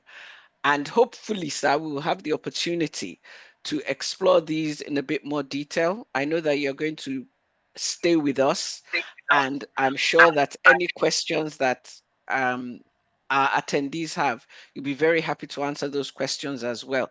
So apologies as well to everybody who is listening. I'm afraid I'm going to have to jump in. That, unfortunately, is the job of a moderator. We're not usually the most favored person, but I do apologize, sir, for having to cut in and interrupt you at this stage. You have said that we can share your slides to individuals who are in any stakeholders who are interested. So we do have a short video that we would like to share. And this is a video which actually brings to life what Professor Osinem has been talking about. And it's the example of a smart school. And we just want to share that briefly, very quickly. Tech team, are you able to share that for us? And then after that, we will take just a few questions, 1 or 2 questions. Thank you very much, sir. Well, you hold yam and you hold the knife. Thank you, sir. So, of your school.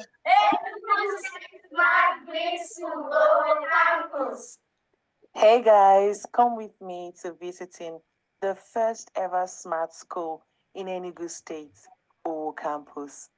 This school is so big. Oh my God, I was so overwhelmed by the space. And this school was built by His Excellency Governor Peter Ndubisi. And the most amazing thing about this smart school is that it is free for all the children. God indeed bless our governor, His Excellency Peter Ndubisi. I will take you guys around the school, and then we'll see how it looks like. These are the designs around the environment. So beautiful. I mean, every child deserves a very serene, beautiful environment like this for a good education. Guys, it's not even about the structure. The content of the school is really mind-blowing. I went around the school to see how the students are actually being taught and why it is called a smart school.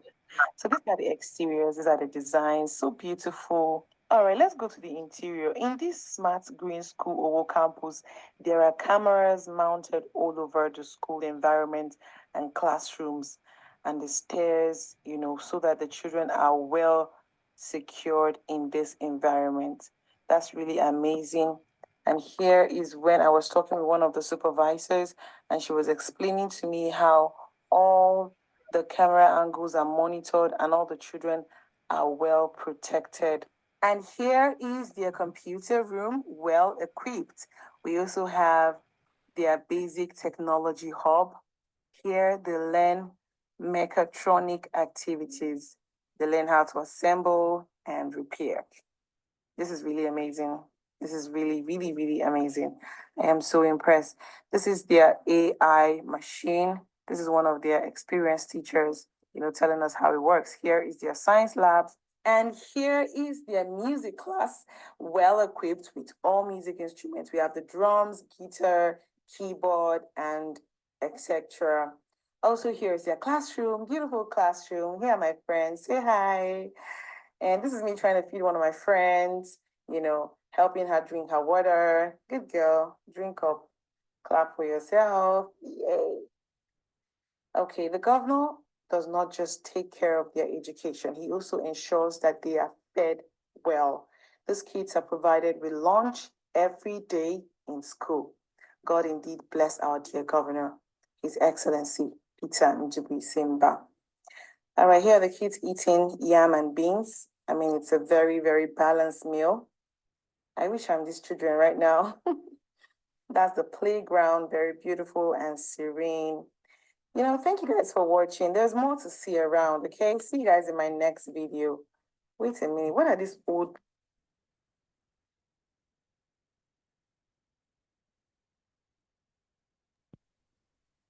Thank you very much, everyone. That just gives us an idea of what can be achieved in terms of the smart school in Enugu. Sorry about that. I didn't put my video on. My apologies. I'm just getting used to all this tech stuff, but my video is now on.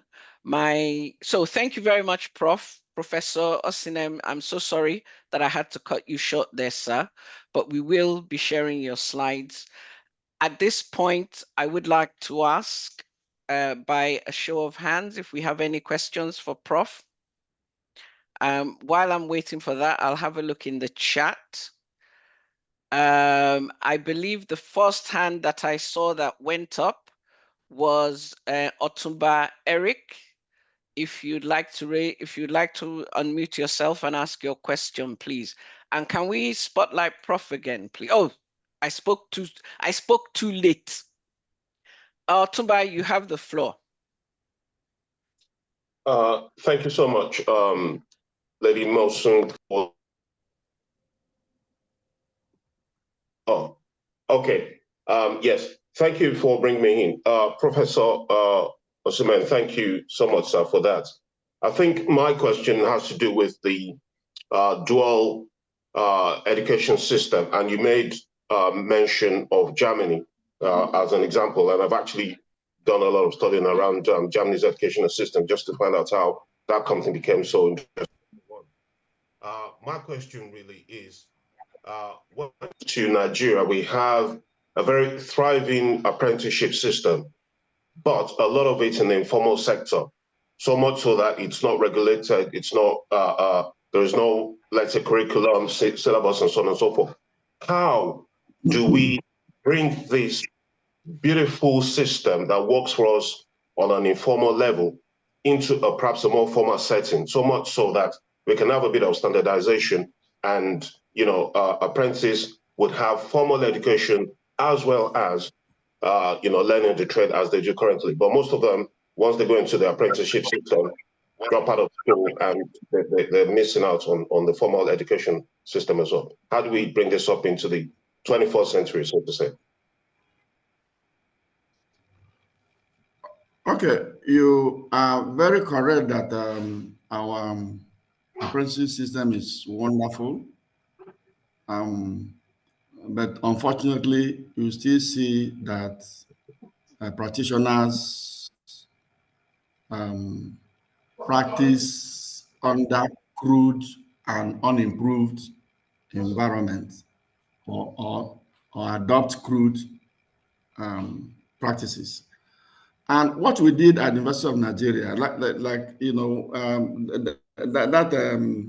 our World Bank project, it was in fact a very important component.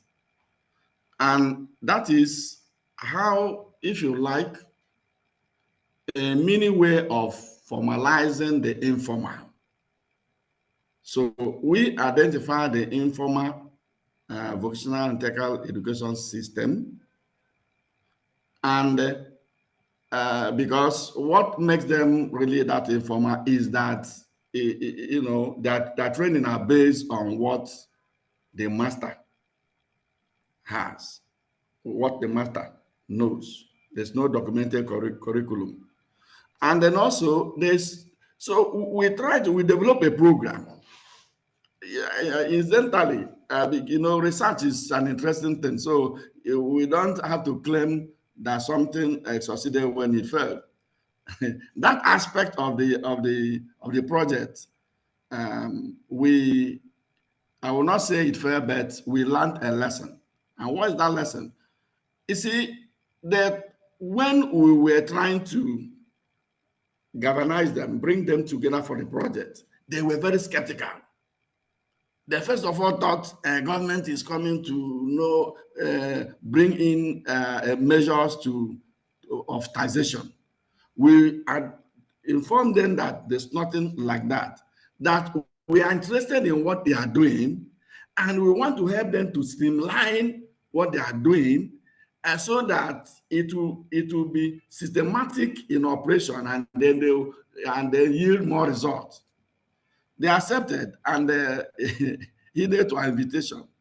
When they came, that thing that was in their mind did not go out, unfortunately, because all the scheduled training we propose for them, not up to 50% of them finished up. So they just, in fact, they were interested, particularly when they had World Bank. Nigerian mentality. They are coming to cut their own share of the World Bank resources. So when they saw that there's no amount of money, to be given to them directly, but that we indirectly want to empower them, train them, enhance their operational efficiency, they were not patient to the end. So now that's how that aspect of the project went.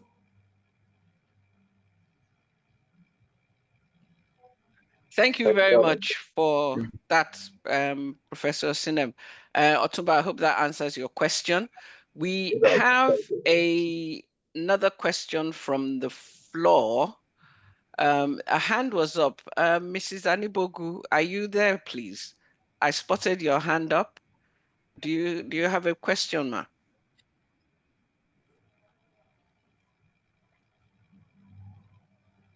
Okay, I will make note of that. And in the meantime, Prof. Eli, as we call him, I believe you have a question. If we can keep it short and sweet, please. Thank you. Yes, yes, sir. Thank you so much, Professor Osinem. You mentioned a lot of innovative ideas, such as the hybrid model and the TVET teaching program. Is there any way you can just tell us a bit of possible policy recommendations, that can be taken forward? Thank you.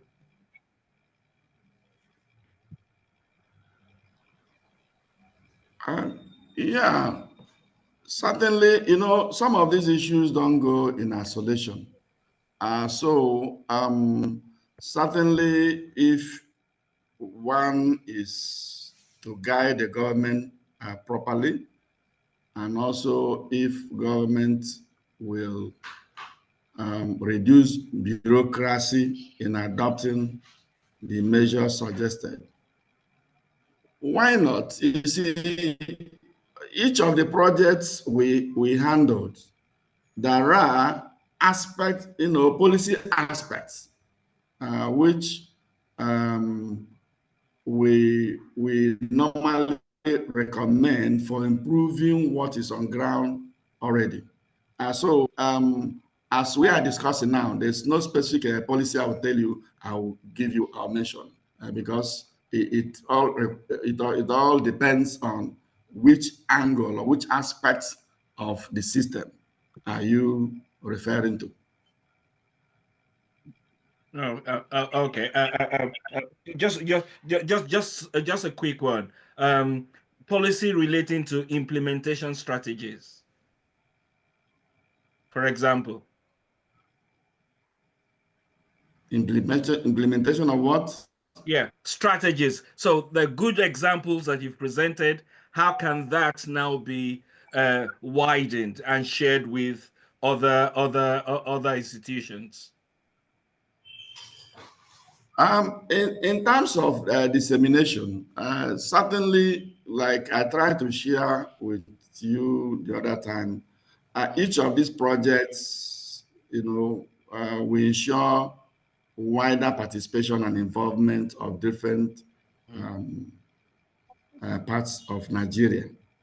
And the whole idea is so that whatever model or whatever guideline or whatever thing one comes up with, you'll be sure that its implementation will not be restricted to a particular place.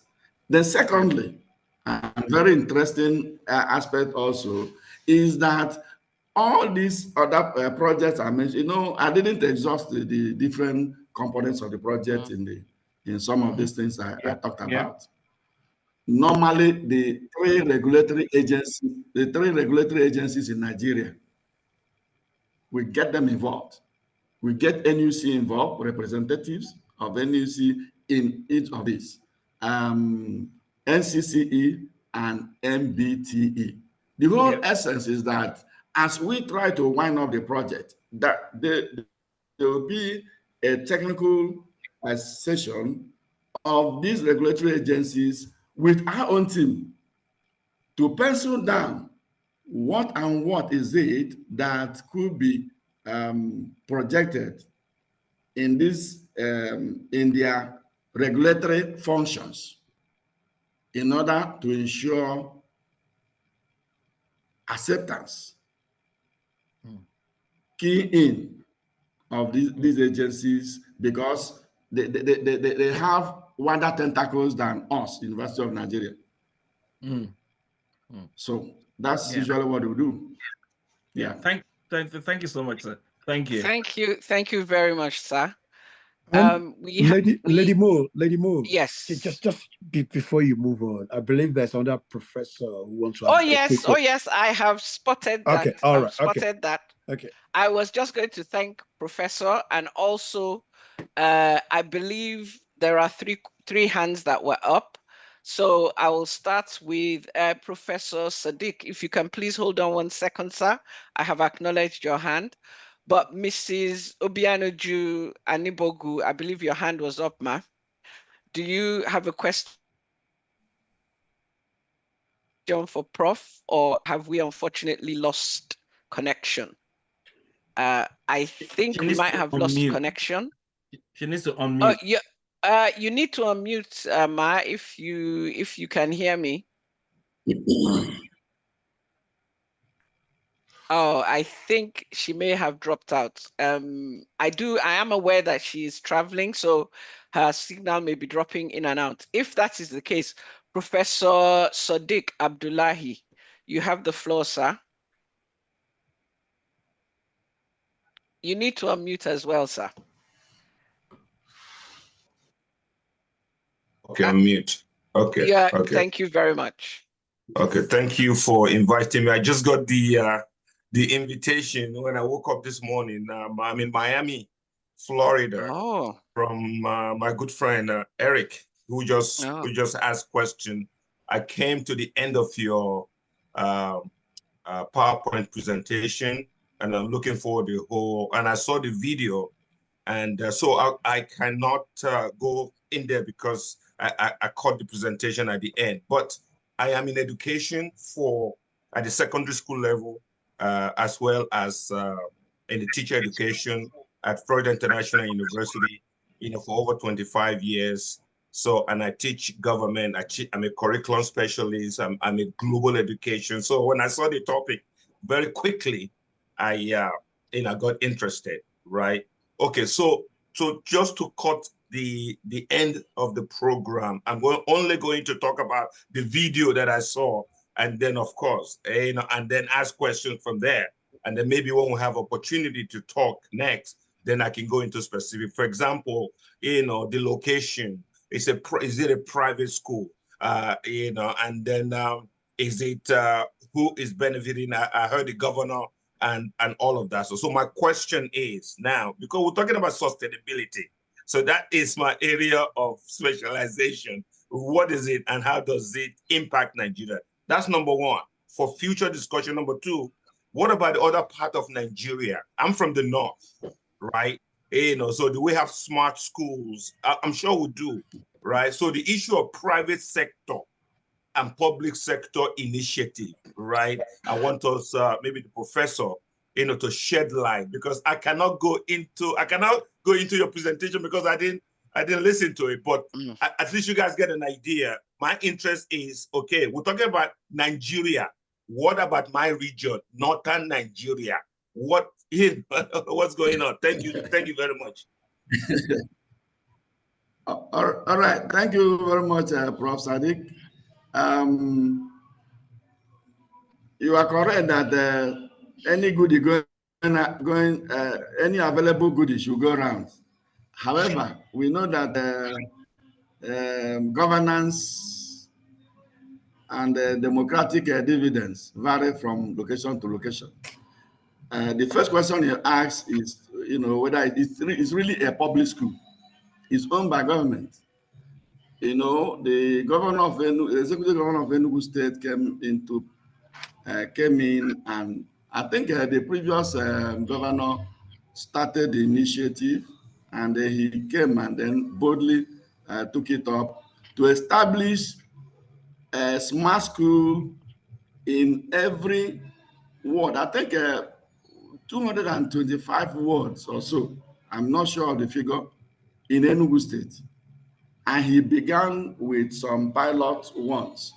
And so it is hoped that it will go around Enugu State, having typical of what we see now, or what we saw in each ward, in each, is it electoral ward or whatever? I don't want to push this to political angle. So, but this is what is showcased before us. And we got the video, as it circulates. And I felt after my presentation, or towards the end of my presentation, it can be played, particularly as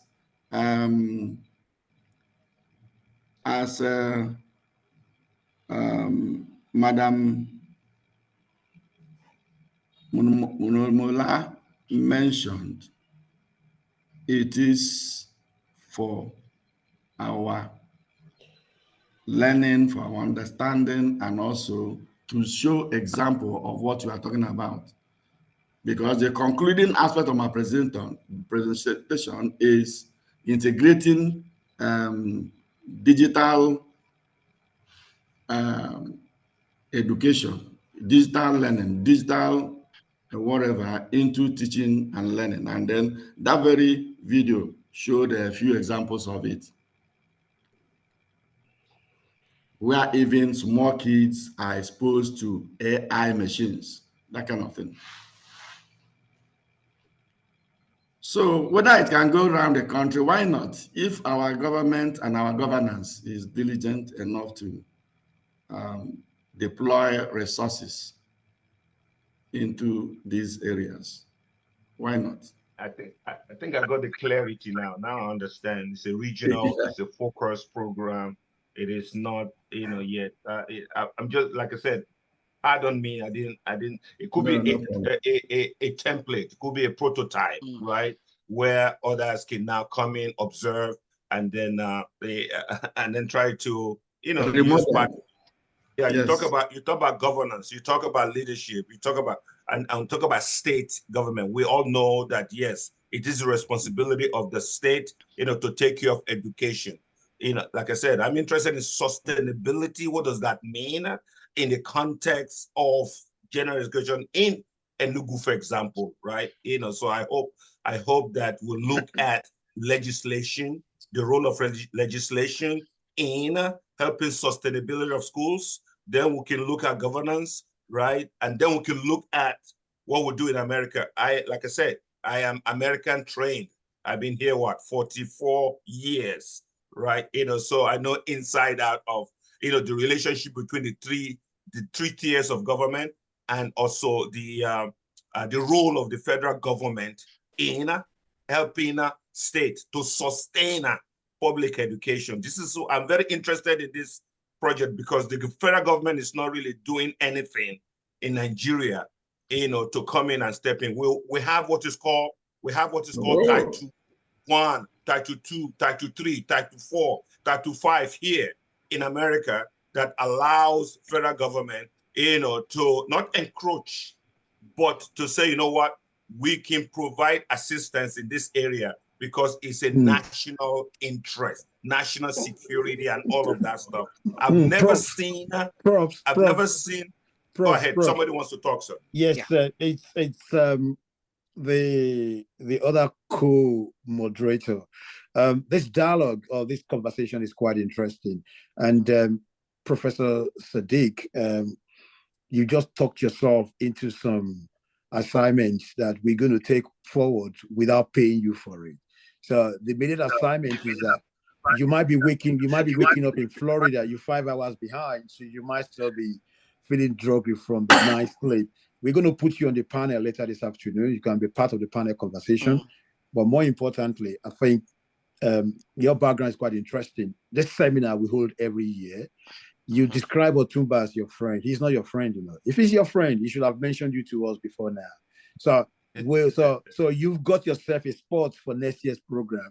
But immediately this afternoon, we might put you on the program on the panel if you're available. And the interesting thing is about you. Is it question? Exactly. Is it question? No. I don't know who he is, but he's been in America for 40 years. So he might be as old as I am. So I might be able to tell him more. It might be a prop. 64 years old. I'm 64 years old. I'm retiring in 4 years.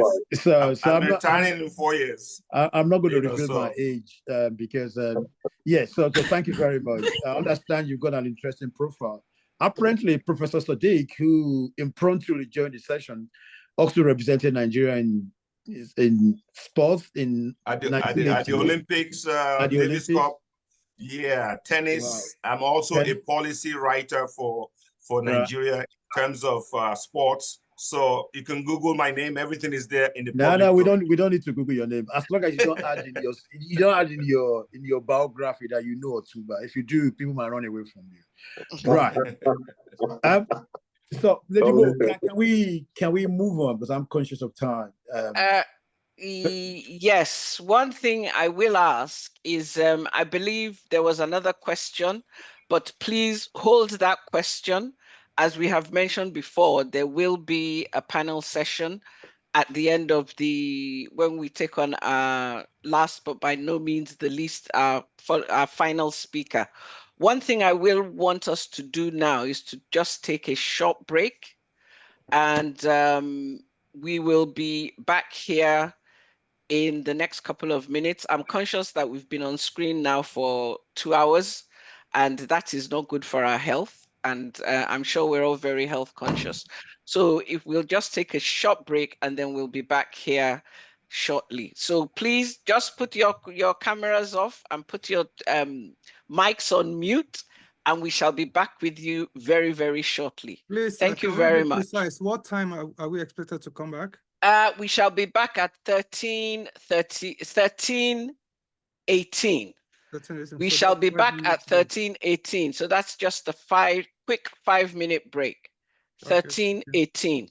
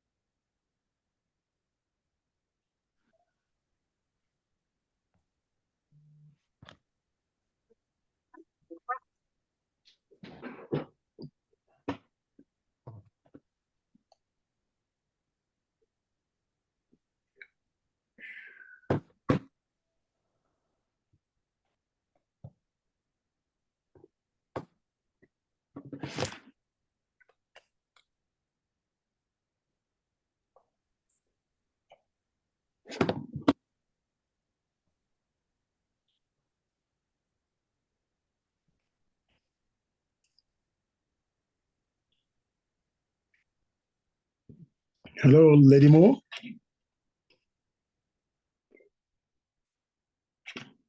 Hello. Hello, everyone. Sorry about that. Right. Can you hear me? Yes, we can hear you. Are we sustained enough with whatever we had to drink and to get ready for the next segment of the day? Is that right? Can I start? Yeah. Yes, please. Yes, And yes. our colleagues in the third team, are they ready? No, for everyone on the forum today, can I thank you once again? Thank you is never enough. I've never seen anyone complain about being thanked severally, but too little of it can be quite upsetting. So to have devoted your time up until now, so many thanks to you, and thank you to our speakers so far, and also Prof from America who joined us and brought some energy and excitement into the discourse. So thank you all for your dedications and commitment. We're now going to move seamlessly to the last main speaker for today before we then go into a wider conversation. And I hope the wider conversation is as exciting as the one we finished with. Thanks to Professor Sadiq Abdullah. So we've listened to various speakers, and said the colloquial expression is walk the talk rather than talk the talk. So the next presentation is about how do you move from rhetoric to action. And one of the commitments that NSF have had over the years is about, on the back of this seminar, what can we do in terms of action to try and influence practical things on the ground in Nigeria? So we've got this last formal presentation. It's about moving from rhetoric to action. And for me, I don't know what I was deliberate on the part of NSF. You couldn't have asked for a better speaker to try and make that happen. So someone who works in the federal government department to try and tell us how they plan to translate all these various recommendations into some practical actions. You may have been aware, because it was said by my co-presenter, co-moderator earlier on, Mrs Anigboju, who is the Director of Education Planning in the Federal Ministry, was listed to do the presentation. You know what they say with civil servants, you are the beacon of any government. You don't know what's going to happen. So, she's done a presentation, but she's required to travel from one part of Nigeria to another. And therefore, she's not able to do the presentation herself, probably because she's in transit, probably because she's traveling on the road. But you know what they say about leaders? A good leader is the one who identified their successor. So she's identified someone who can step into her shoes, who can do justice to her presentation, who knows what she's going to say because they work closely together. And thank you very much, Ma. Spot on. You just put on your camera just for me alone. All right, so that's fine. So she deputizes for Ms. Anigboju. She's the Chief Education Officer, Education Planning. So they work in tandem, they work together. So they're probably speaking from the same hymn sheet. So thank you very much for agreeing at the very last minute to step in. That's a challenge, but a challenge you relish, I suppose. And just a bit about you. I mean, I don't know whether this is coincidental. Every speaker we had over the years, they tend to share something in common with me.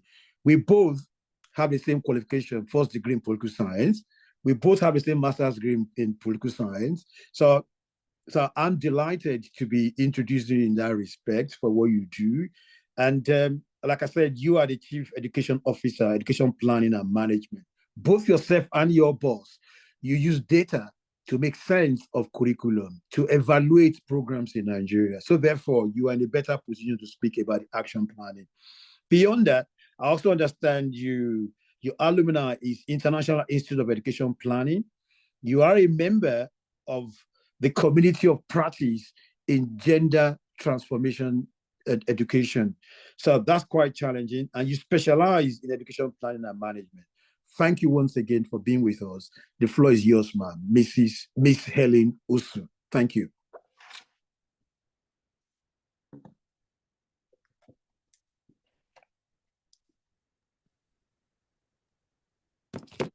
We can't hear you, ma. Okay, so do you want to disconnect the headphone Earpiece. and then let's see if that works? I mean, remove it from your phone or your laptop. No, we can't hear. We can't hear you.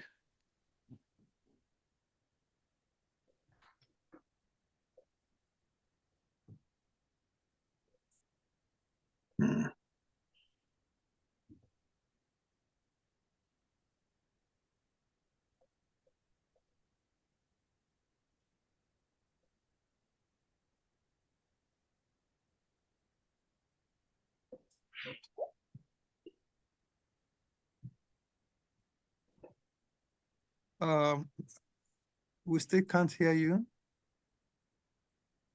We can't hear you, ma.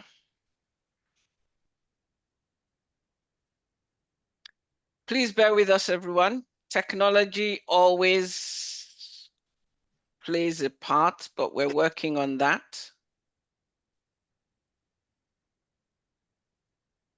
Can you hear us, Doma? It seems that you can hear us. If you can hear us, can you give us a can you show a thumb up if you can hear us? Okay. Okay, so you can hear us. Can you check? Are you on the computer? Okay. Can you check the volume of your computer? See that you've not mistakenly reduced the volume or something. It's not the volume. Okay, so let me see if I can. Could it be the headphones? Okay, so.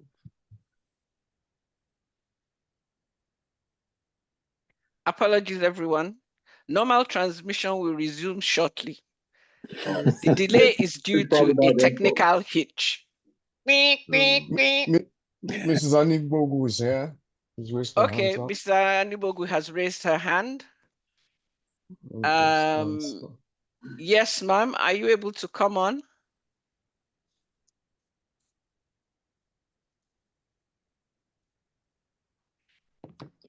Okay, can you unmute? Yeah, we've got Miss. Okay, we've got Mrs. Anigboju on screen as well. Excellent. Miss Ellen, please stay there. Don't leave. Stay there. Yeah, but still try and see if you can sort out your audio. We can't hear Mrs. Anigboju though. Miss Anigboju, we can't hear you. We can't hear you either. I think it's the headphone that you ladies are using. We can't hear you, ma.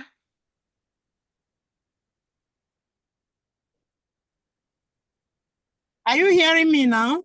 Oh, yes. Yes, we can hear you now. Okay, maybe my speaker is not good. I said because my network will cut off very soon, so I will still allow her to speak. But I was raising my hand earlier during the last presenter, but I will still make my observation after my presenter has finished, please. So okay. Helen, please, can you remove your speaker?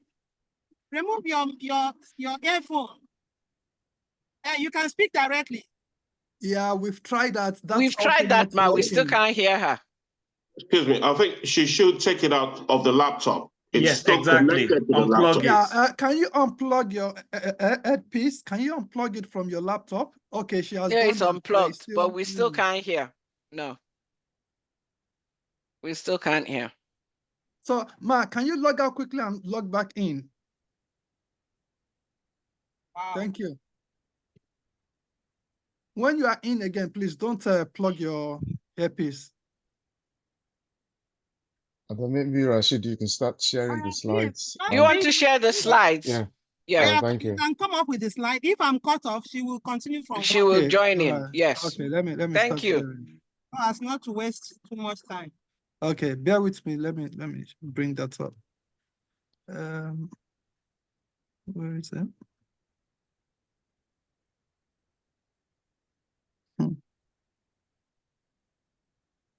Okay, 1 second. Lady Moore, can you hear me? You have my slide. Can you Yeah, share I'm it? bringing Yes, it up. they are sharing them now. Can you see my screen? Can you see your slide, ma'am? Yes, we can share. We can see them now. Yes. Okay, I'm gonna put it on there. Okay, please let You me have know my when- slide. Can you put it on, please? It's on. Yeah, It's It's on on. now. It's up now. It's up. I I think think there's a bit of a lag where she the is. problem we So, might have yeah. there is the connection there. Yep, I think she's dropped out now.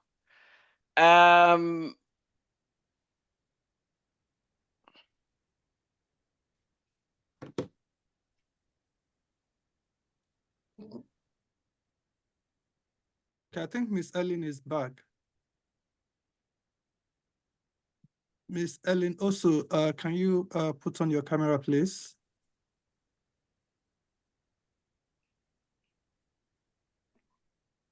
That's if you can hear me. If she can hear you.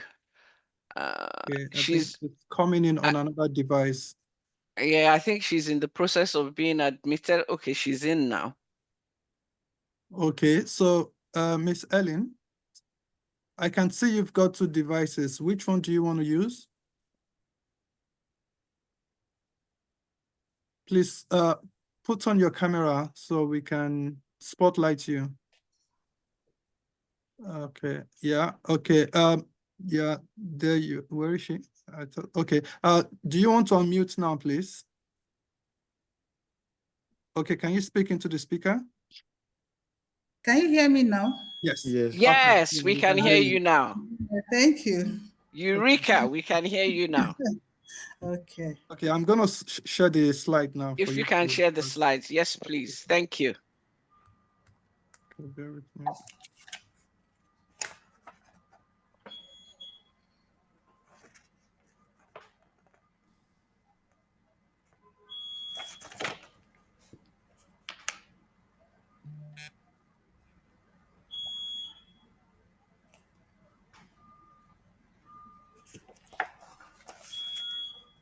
Can everyone see the slide?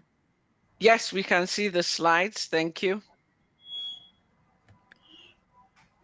Can I start? Yes, you can, Miss Helen. The slides are now up, and we have the title slide up at the moment. Okay. The topic before me is rhetoric to sustainable practical actions, a deep dive into Nigerian education system. So the one unmistakable reality about the state of education in Nigeria is that it is fraught with challenges. So education therefore requires efforts, concerted efforts, and it is crucial that all hands are to be on deck to solve all the problems and set it on a more functional pedestal. So on this note, I thank the organizers of this very laudable event, and I also thank the speakers, Professor Owhotu and Professor Osinem. Thank you very much. So this paper is bridging the presentation, is bringing in all the rhetorics in terms of planning. Because based on the presentation of Prof, he emphasized on lack of implementation. So from the ministry end, this presentation, we address what we have been doing in the area of implementation. For instance, if you look at this topic, for you to bring about sustainable practical actions, there is need for us to work on assets, quality, and system strengthening. These are the key areas that will be addressing the issue of sustainability in the education sector. So the focus of this paper is on Nigerian education, the structure of education system, key issues and challenges, and sector performance reports and strategies for transformation. We also have areas we would like the NSF to assist in the area of intervention. Please, can you move? Next slide. Next slide. Next slide, please. Okay. Next slide. The slide has changed at this end. The one we have is the Nigeria Education.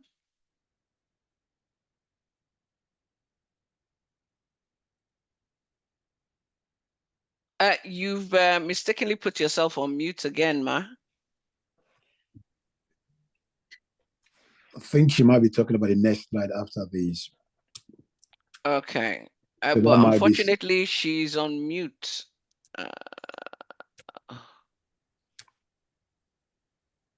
Technology. You can unmute her now. Yeah, I've asked her to unmute. Listen, okay, she's on mute now. Okay, she's back now.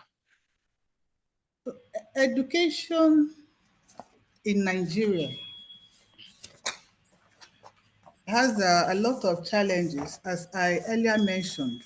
And to address these challenges, the education sector has been focusing on the following areas: equitable access, skills and entrepreneurship, infrastructure planning, system strengthening, quality education and learning outcome, research and innovation, education financing and resourcing, policy and recommendation.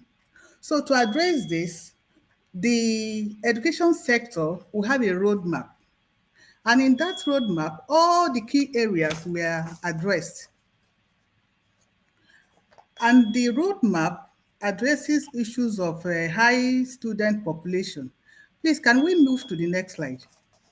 Sure. Next slide. Next slide. Yes. Yeah, we're on structure of Nigerian education system. Okay. Based on the national policy on education, the structure of education system is divided into three parts. We have the basic sector comprising first year ECCD, that's the early children education, between 3 to 5 years. We also have the 6 years of primary school, 3 years of junior secondary. We have the post-basic and the tertiary education, 3 years and 4 years respectively. So the next slide, please. The current state of the Nigerian education system. In addressing this, several reforms were brought together in the sense that even the National Development Plan, the Renew Hope agenda of Mr. President Bola Ahmed Tinubu, and our commitment, the Sustainable Development Goals, were all brought together to address some of the challenges facing the education sector. And these challenges goes down to the high number of students population is a critical issue. We have the issue of out-of-school children, the learning crisis, inadequate and unavailable data, unconducive learning environments, and so forth. So in addressing these challenges, the education sector has come up with a series of performance. For instance, there is this enforcement of free and compulsory basic education laws by ensuring that children within the school age are brought back to school. This is under the UBEC Act. Next slide, please. Next slide. Yeah, key issues in Nigeria education system. Yeah, I'm done with that. Okay. Next slide. Next slide. Okay. So under the education sector performance, despite all these challenges, the ministry has rolled out policies and strategies over the past years, and some of them are as follows. Enforcement of free compulsory basic education. Particular attention has been paid to school-aged children, especially the girl child, through the Agile project. Then implementation of a proactive teacher training plan, development of guidelines and collaborating with development partners, and provision of infrastructure. Next slide, please. Then here are some of the strategies.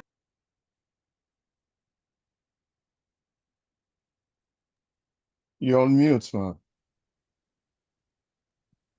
Sorry, Ma, I think you've mistakenly muted yourself again. Thank you. For us to move from rhetoric to sustainable action, we have some strategies for transformation. Some of these strategies are as follows: infrastructure improvement, technology integration, creating safe and inclusive environments, alternative education opportunities, continuous professional development of the teachers, political will and leadership, use of data and feedback. These are some of the strategies to address the issue of education sector. Next slide, please.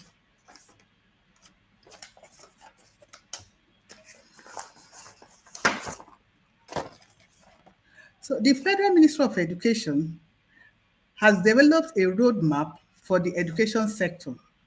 This document contains 13 pillars, and these 13 pillars are addressing the key issues such as out-of-school children, basic and secondary education, girl child education, entrepreneurship education, teacher education, capacity building, and professional development.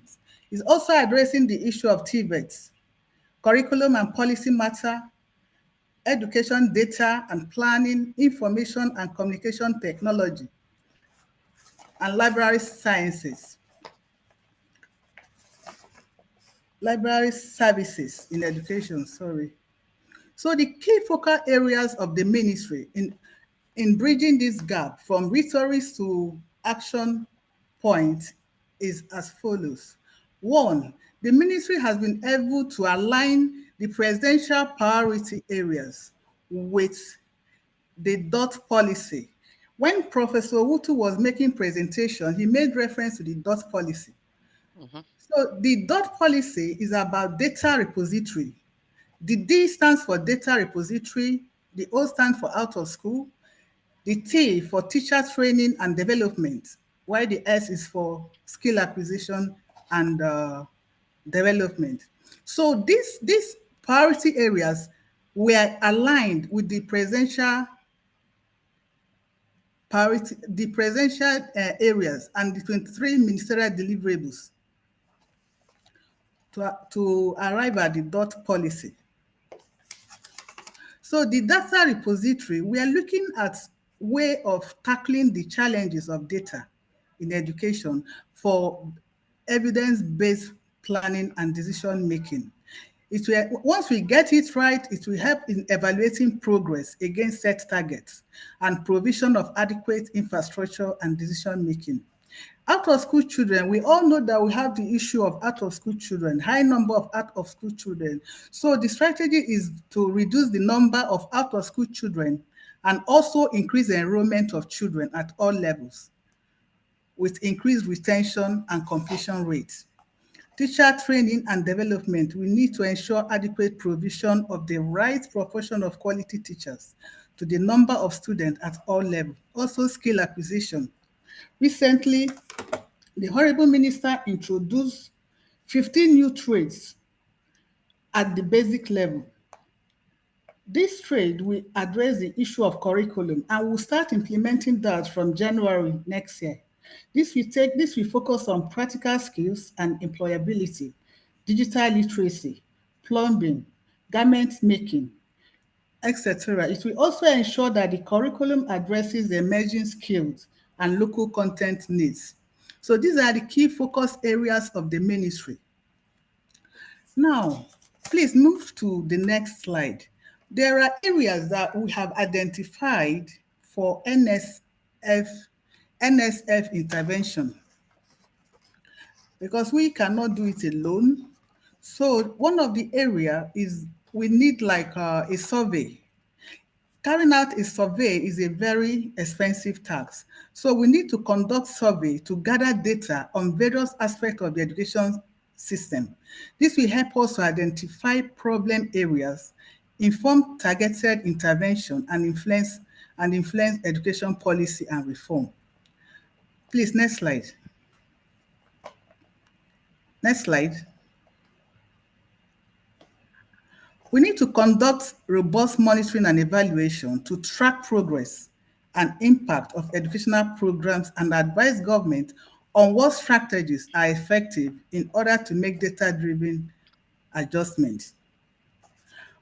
We also need NSF to partner with the Nigerian Out of School and Almajiri Commission. There's a commission called National Commission for Almajiri and Out of School Children. So in the area of providing conducive classrooms and other materials to the learning centers in order to integrate more Almajiri and out-of-school children into the formal system, we need to provide scholarship and financial aids, which will help to reduce economic barriers to education. We need to provide certain incentives like school feeding and cash transfer. We also need to partner with NAEPA. We need NSF to partner with NAEPA in the area of continuous professional development of teachers to equip them with modern skills through workshops and teaching methodology. Then digital tools for integrating technology into education. Establishment of vocational training centers and collaborate with educational institutions to provide internship. These are the areas we want the NSF to intervene in the education sector. So from here, I would also like to highlight on some of the key areas we have really worked on. For instance, when the roadmap was developed, and a one-year operational plan was derived from the roadmap, which involves all the sectors, all the key stakeholders. So for us to achieve the roadmap, we need everybody to come on board. So this roadmap is addressing some of these challenges. And at the area of implementation, we have set task teams that are reporting on this roadmap, because the roadmap, as I said earlier on, we infuse both the presidential priority areas, the dot policy, and the roadmap, that they have been aligned together. So we have task teams that are reporting on each to make sure that the plan is well implemented. Then we also continuously engage with Governors Forum, because education is on the concurrent list. So for us to achieve results, we need to bring the states on board. We don't have power over them, we only urge them. So at the Governors Forum, we keep on engaging in order to come up with implementable decisions and programs.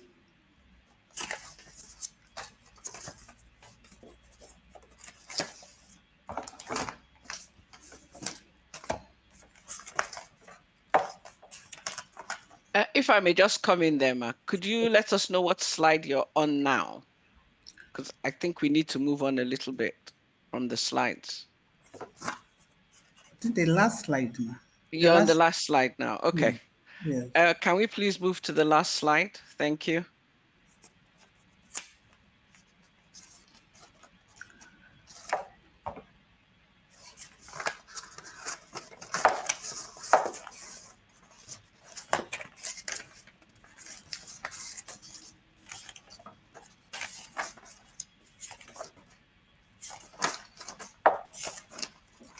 So by addressing these areas through coordinated efforts, Nigeria can effectively move from rhetoric to sustainable practical actions by creating an education system that is robust, inclusive, and capable of meeting the needs of all its students and improving their lives beyond the classroom.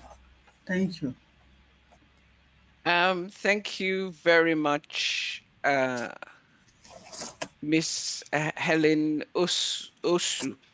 I believe Mrs. Obianoju had her, sorry, Mrs. Anigboju, sorry, had her hand up a few minutes ago. Can we check if she's on the? Yeah, she still has it on. I'm trying to. I've just asked her to unmute. Okay. Could And you then kindly maybe put on your camera if you can. Could you kindly put on your camera, ma, if you can?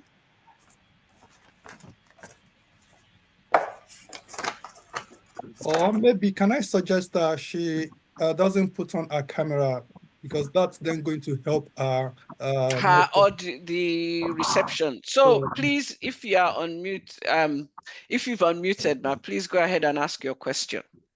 Excellent. Okay. Thank you. Thank you very much. I really want to thank my assistant, my able lieutenant. I'm so sorry. I'm so sorry. This was unplanned. And I really appreciate your steadfastness, at least to stay with me under this my circumstance, which I didn't actually plan for. This is a program we planned since over 3 months, but things just come up. But just to add, it's just an information. Just last week, we had our National Council on Education, and during the last presenter, I'm sorry, Prof, I didn't pick your name. So when you were making presentation, it's as if there is no hope, especially in the aspect of skills. But just last week, the new basic education curriculum was rolled out. And because we have already, we need to train teachers on the curriculum, the minister, the honorable minister, has just projected that it should take off from January next year. I just want to read out, just in addition to what my lieutenant made presentation on, is just to assure us that we are really getting there, because the new curriculum has really captured a lot of things in it that will make us now to think that Nigeria is getting where we are supposed to be. I'm sorry, please, the network is still having some issues. Like I told you, I'm on the road, but I need to also be part of this so that I can come in any way. So from primary 1 to JS3, we have, of course, we have our basic subjects there, but we have basic science and technology, which is going to take care of STEM and STEM, is going to be STEM and STEM and STEM focused. This is starting from primary 1. And also there is basic digital literacy that is going to take care of IT, coding, robotics, and the like, starting from basic 1, and that is primary 1. And if we go through up to JS3, that is the basic education curriculum, which we are going to start using from January. So the commissioners of education, that's the state, are already having a buy-in on it. And immediately after the takeoff, we have already started working on the senior secondary curriculum. This curriculum that was just rolled out, the last review was in 2014. I mean, it's over 14 years ago. So you can imagine many things that have gone, that we have already imagined issues. But this time around, the Honorable Minister decided to take the bull by the horn and now said, no, we have to incorporate what is the end thing now. So you see this aspect of AI, robotics. Of course, our students have gone on international competitions and they have won a lot of. If I had my time, I would have shared some slides where we have already excelling stories to tell about this infusion of AIs and digital literacy, digital technology in our system. The only problem we have, ma'am, I just like the last presenter said, or the first presenter, Prof. Education is in the concurrent list. Federal Ministry of Education only controls 112 Federal Unity College at the secondary level. We have over how many millions of schools, all in the hands of states. Our primary schools are in the hands of local government. Now we have this local government autonomy, which everybody is now working towards making sure that it takes up as soon as possible. Already we have a sharing formula. The local government gets their 20 point something percent, the state gets their 22 point something percent, the federal gets their 50 something percent. Just like my colleague said, we don't impose, we only urge. As much as the state is not really incorporating the policies that have been rolled out by the federal ministry, we cannot see these things happening. So when our states have decided to start keying, make sure that they incorporate whatever the policies, of course, these policies must be rolled out from the federal. So when we roll out these policies, it behoves on the states to take it up from there and cascade it down. And it is only when they are cascaded down that we start seeing the effect, the outcomes will be recorded. So the issue we are having right now is that, of course, the curriculum has been rolled out, very fantastic, very robust, very encouraging, very showing us that Nigeria is here now, going the way it's supposed to go. This issue of skills is driving us far, far more behind. By the time these skills are being done, because the minister, honorable minister, traveled sometimes. Well, let me not mention the place, but he traveled and they were taken to some schools in that area where the children from primary school, they produce the crop, they harvest it, they cook the food they eat. This one is not a question of when a child is going to school, you pack Indomie, pack bobo, pack all these things. No, the children just go to school empty-handed. When they get there, when it is time for you to cook, you go and cook, and you produce the food for everybody. So you can see that such a child, when he grows up, he can go into catering business. He doesn't need any government to tell him or her what to do. So this is what our ministry or the minister has thought of and now said, no, we have to incorporate this. Let it start from the basic. So let us start them young. So we have the areas where our NGOs, just like the NSF, can come in because this work cannot be done by the ministry. Like I said, we can only roll out the policies. It then behoves on the states and the local government to cascade it and infuse it into their own activities. But it is only when NGOs like you come in to facilitate it that we can now start seeing the outcome. So this is I never knew that such an organization is even in existence and that you have been doing much and you have really done much. So this is a wake-up call for everybody. Now you have come to say you want to give back to where you came from, and it is a welcome development. So I want to encourage you. I know you must have spent a lot of resources on this.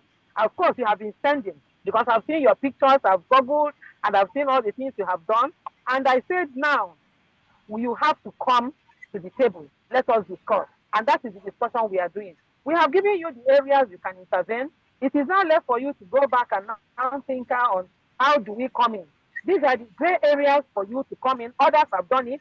We have many NGOs working in the education sector, and they have really done it. We have our data. Our partners, both bilateral and multilateral partners, we have been working with them, and many things are going in the right direction right now. Just a few days ago, the Honorable Minister had a meeting with all the development partners, and they have to be told, look at where you can come in. Look at the area, because we have done our mapping. We have seen their areas of intervention and the particular areas. So the minister said, no, you can't be intervening in a particular area, in a particular zone. It has to go around because this issue on education cuts across, irrespective of your zone. So, I really want to thank the organizer of this program, and I really want to encourage you. You are doing great, and I want you to do more. And I know with your citizens, you are going to do it. Thank you so much for engaging us. Thank you very much, Ma. Thank you for your time.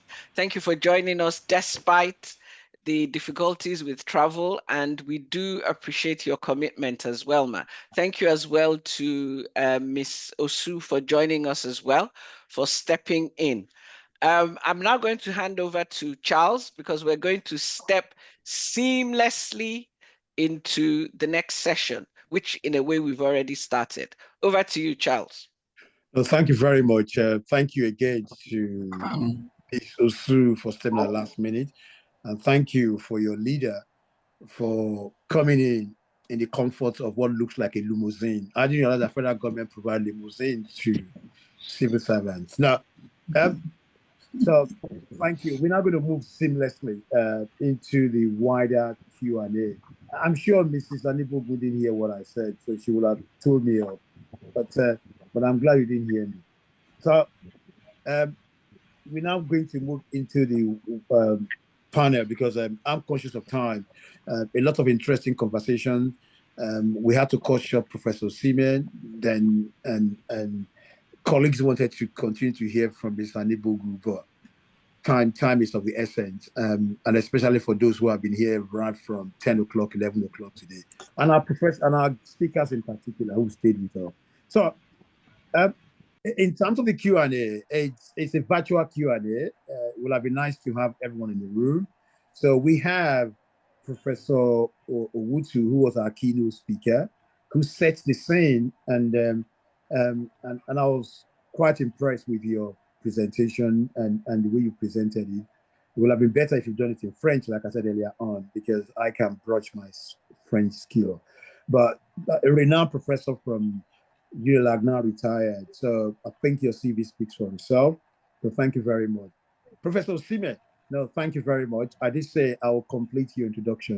You did that on my behalf. You referred to the TVET program that you do, the technology, vocational and in education and training.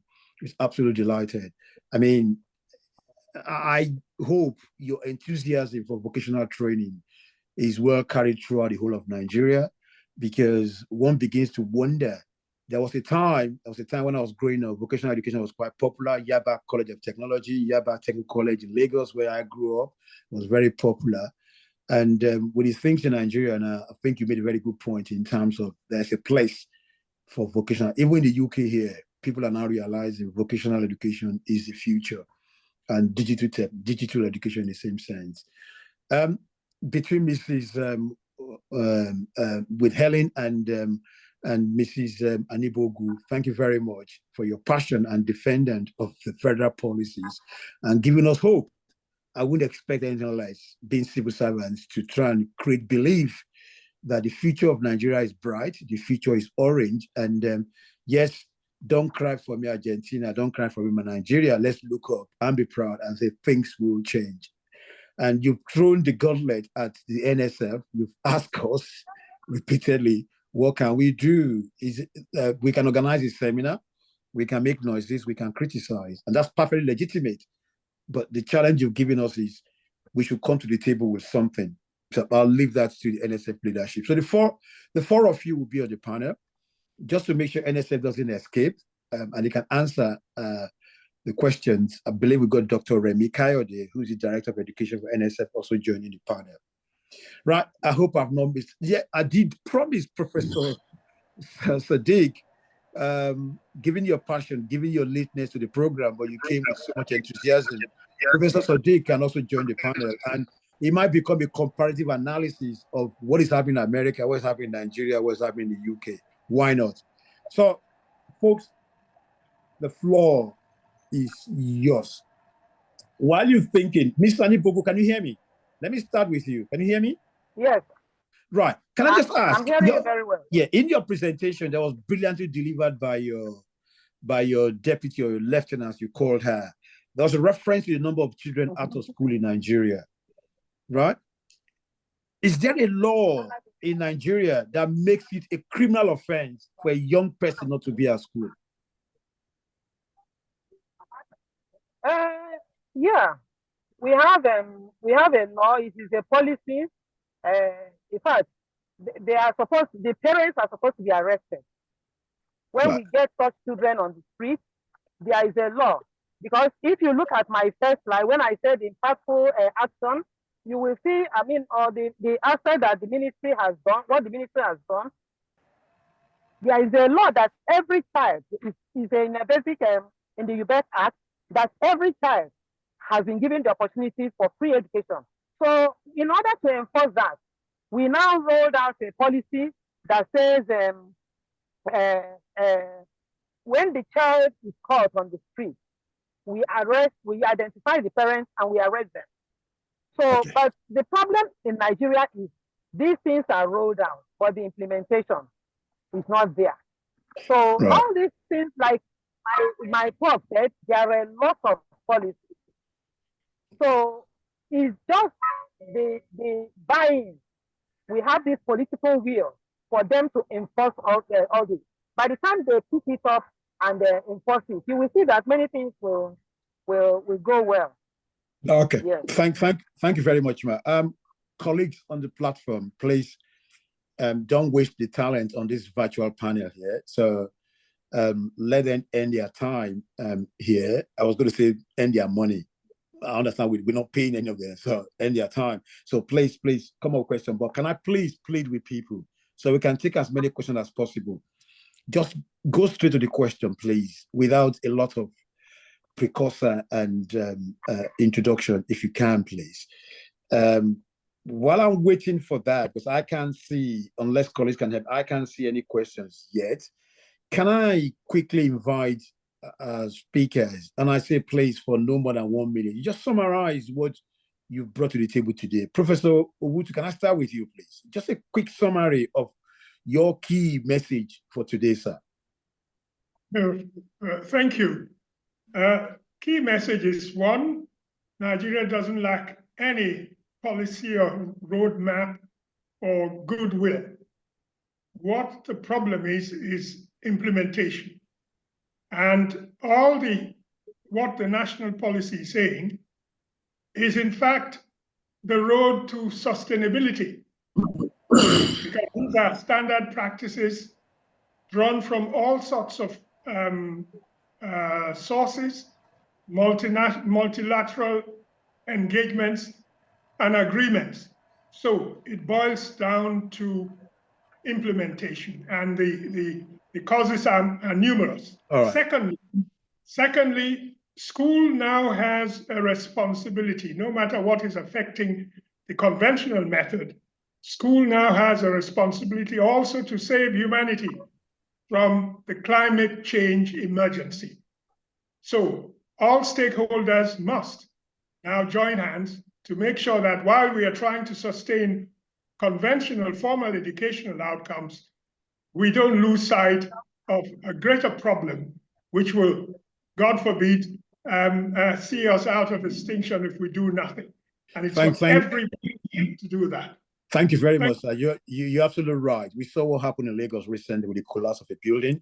And you said we're not short of talent. If I recall, there was a fine young Nigerian man who went to the climate conference some years ago and made Nigeria very proud.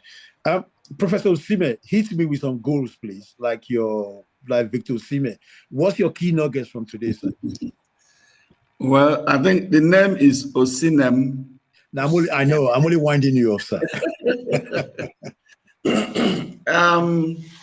Well, the sustainability implies continuous adoption of innovation so that what you are doing, what you're targeting, and even where you are going will be sustained and impact achieved.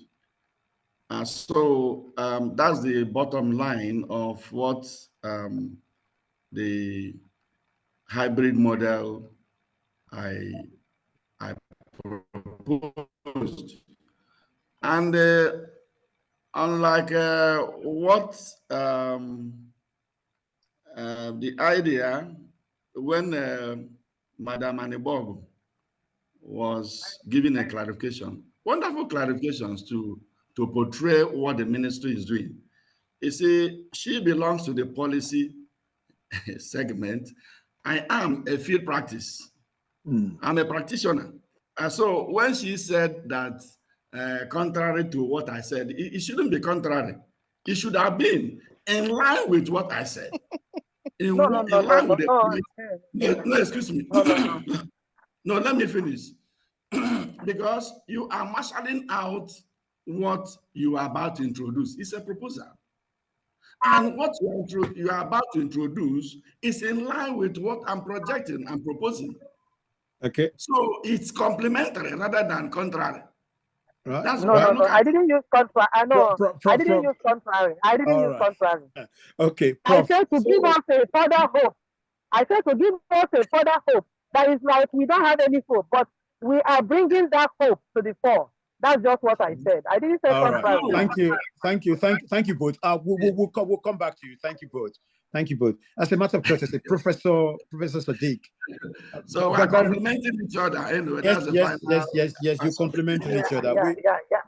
We are all in it together to make it work.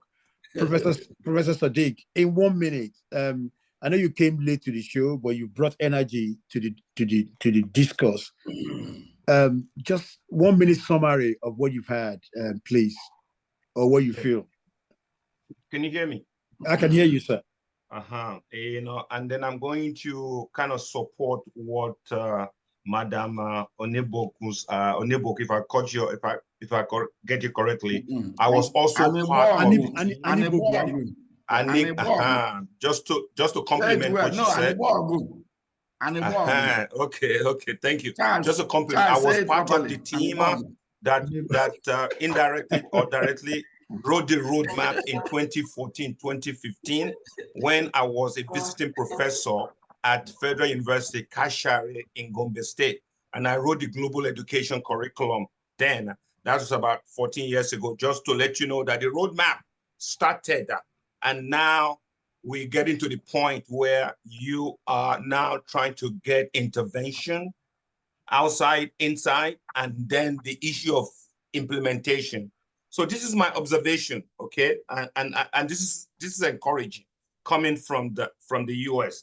I like what I heard, okay. So which means that look, the federal government is willing now through her agency, you know, to work with the Nigerian Schools Foundation. She was very, very clear, okay, and she told us 1 or 2 or 3 areas that we should be, you know, thinking about in order to intervene. Now, what, you know, once we've done that, you know, Madam, you know how hard, because when I was in Nigeria, many people have done, when we come in with ideas like that, the issue of implementation, we should have some guarantees that some of it will be implemented. The issue of implementation is also a challenge. Now, you went into policy, you went into concurrent list, right? And then and all the stuff that we already know. So the issue is not that we don't know what to do. Okay, the issue is not that the policies are not there. Okay. The issue is that through our foundation, now that I've been co-opted into this foundation, right, is to now help the federal government to focus on measurable items that will use the advantage of the concurrent, right? In the US, Madam, we know how the 3 tiers of government help to sustain education, right? It is clear. So we need to try to, again, study it and then see how we can help, right? You know, the issue of budgeting, there's issue of, you mentioned it, out of school. It's not 10 anymore. It's 18 million Nigerians are out of school, right? You know, so this are very important. So I'm going to end here to say I'm very impressed. I'm encouraged. I would like to be part of this. And then through the foundation, we will now help the minister, you know, and then the country, and then this Renew Hope stuff, you know, then try to make sure, because people want to see, it's not just talk anymore. Thank you, Madam. No, thank you, Prof. Thank you, Prof. One of the attractions here, the secret is that you contribute to the conversation. You are converted to be part of the way forward. So no, thank you.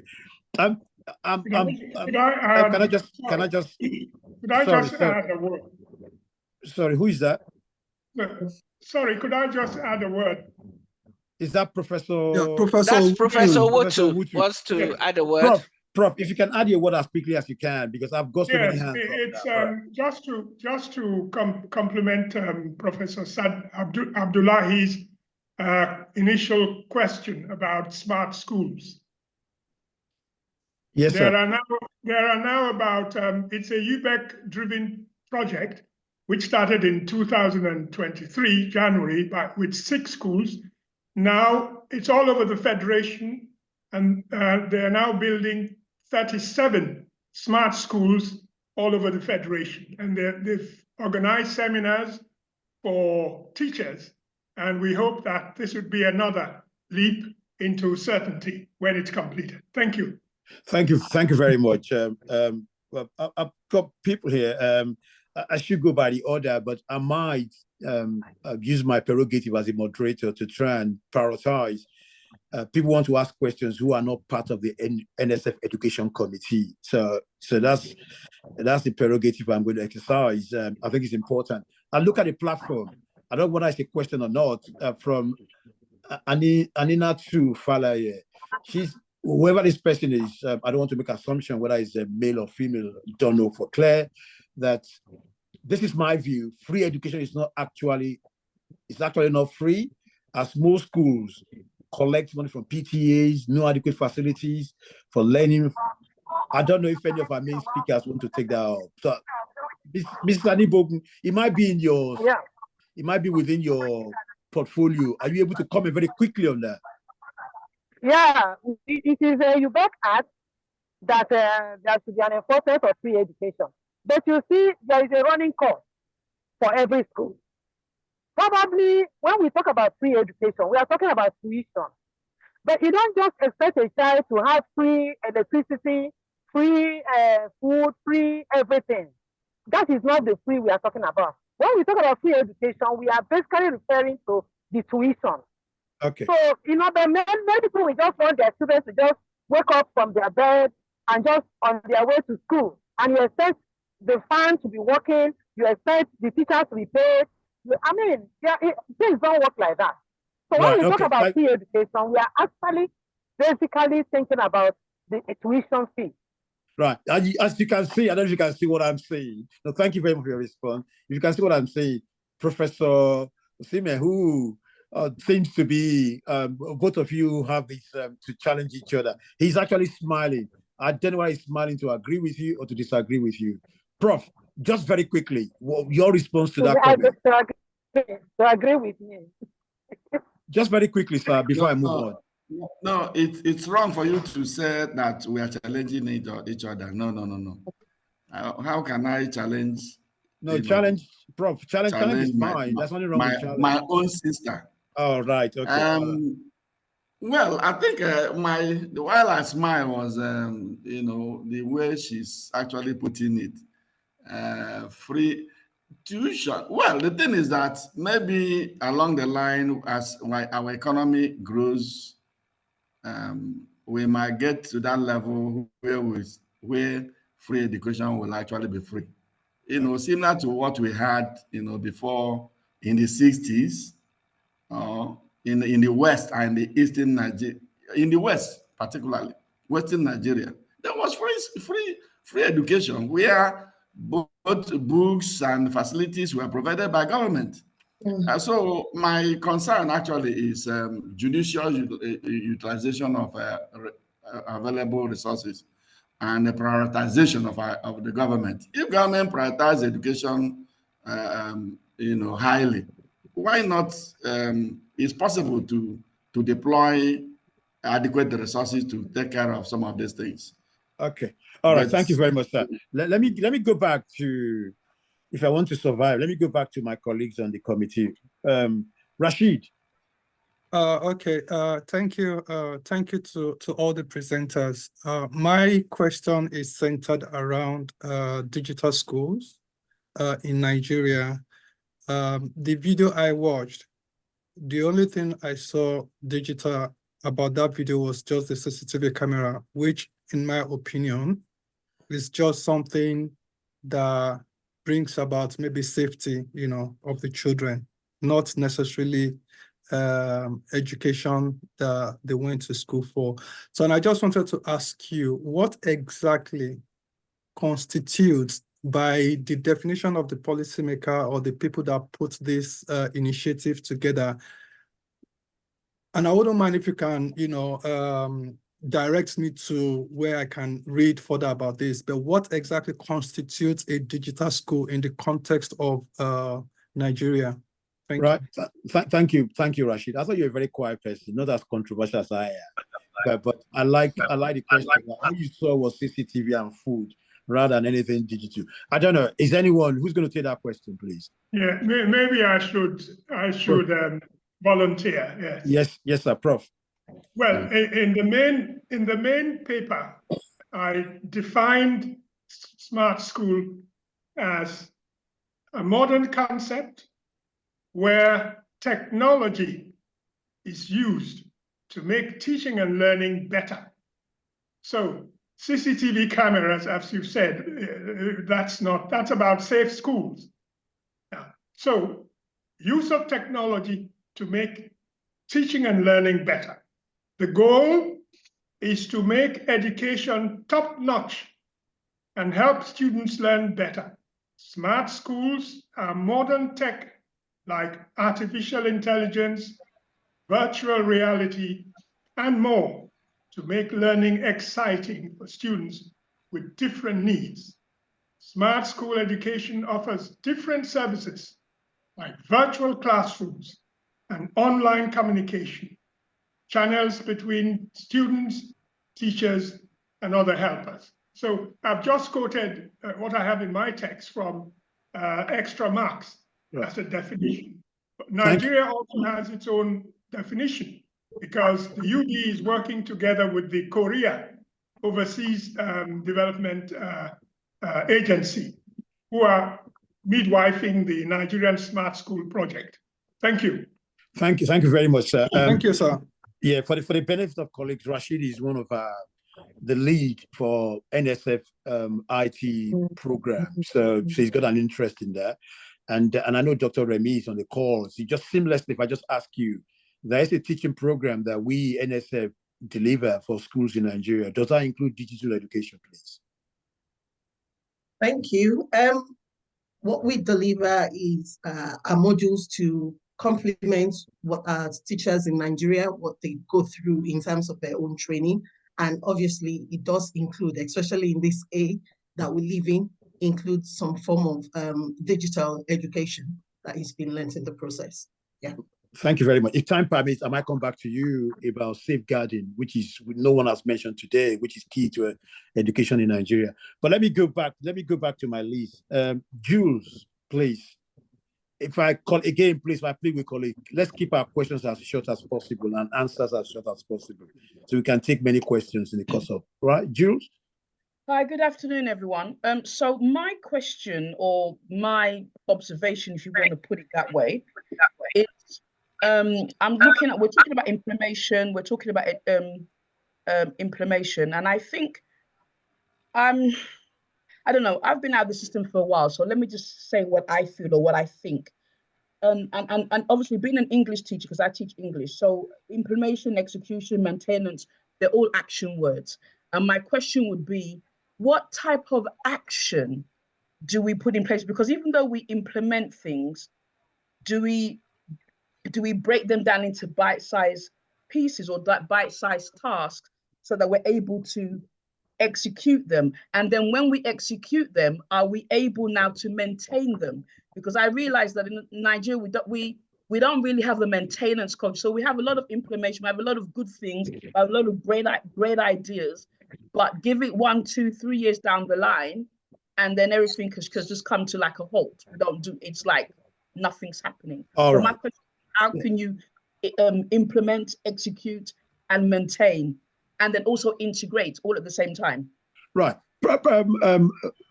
I call you Mrs., but you've been described today as Madam Anigboju. Given your presentation on rhetoric to action, are you able to quickly respond to that question in terms of how do we I know you are also concerned about the implementation in Nigeria, but is there anything as a top civil servant in Nigeria that can be done to make implementation more sustainable? Please. Yeah, when we talk about implementation, there is always a work plan. But the problem we always have is we don't look at the work plan because every work plan has a cost, has a time frame, but we don't look any policy we have under my watch, any policy we have implementation framework, implementation work plan. But the problem is we just look at that policy and we just pick the areas that suit us. We don't look at the actual work plan and the costing of that and the time frame. By the time we talk about all this put together, you will see that that policy will be implemented. Each policy has a lifespan of 5 years. So it is expected that every 5 years, there must be a review because within that 5 years, there ought to be some emerging issues. So the implementation we are talking about is looking at the work plan or the framework of that particular policy and following through. By the time we follow through and attend strictly to the time frame, you will see that that particular policy will be implemented. That is just to keep it brief. Thank you very much, Ma. Akogun, if you be on standby, please. I'll come to you. I've not ignored you, but I think it's important. I'm looking on the chat show. Miss Helen Osu. I don't know if you can see spotlight you. You posted one or two things on the platform, which was also covered in your biography. You said NSF should facilitate subnational domestication of gender policies, training of key actors on how to integrate gender into policies and programs by moving beyond mere gender disaggregated data. If you're still there, are you still with us, Madam Helen? Are you still with us? Are you John? Yeah, she's here. I'm trying to get to start our video and unmute. Right. If you can hear me, because I don't want to waste time, are you able to say a few things about what you meant? She's still on mute, sir. She's still on mute. Okay. Let's continue to try her. Let me go to Akogo in the meantime, so I don't want to waste time. So, all right. Yeah. Thank you very much for your presentation, the profs and madam. The question I want to ask has just been asked, but my own issue is you have mentioned that it's implementation problem that we got. And we have realized that we always have this implementation and execution problem from a long time. So who are these that are not enabling the implementation to be carried out correctly? Right. Who are the people? Okay. Thank you. Prof is smiling again. I like Prof's professor's booming smile from time to time. Prof, do you want to respond to that? Who are the people? Name and praise them. Who are the people who are stopping implementation from happening? Well, implementation resolves around behavioral tendencies, attitudes, and education. So the question is, when we are committed to a task, do we truly, for the interest of the nation, implement a given task related to a given project in order to deliver and get results? Yep. That's a question. Okay. All right. Okay. Can I add to that, please? Very briefly. Professor Sadiq, hold far. Prof, okay. Have you finished? Yes, I'm done. Okay. Professor Sadiq, if you add quickly, please, because I need to take a few more questions. Yeah, when we talk about, very, very briefly, looking at the template, looking at how we've done it here, implementation is at a different level. It's under administrative purview, right? Those people that created it, the policy, and then those that are mandated to carry it out. Here in America, right, we have the federal government that are looking at implementation, state is looking at implementation, district is looking at implementation, and at the school site level, there is implementation team. So I just wanted to add to that. And when we talk about, we can't just call somebody else, and say, yo, this is it. But there are layers and there are different aspects. So the federal government must drive it and then come up with transparency and accountability. Thank you. Right. Prof, what I've got to I'll have you airtime. I'm looking on the chart here, and I think this might be challenging you. I know you're based in America currently, and you made reference to good practice in America. And of course, we learn from each other.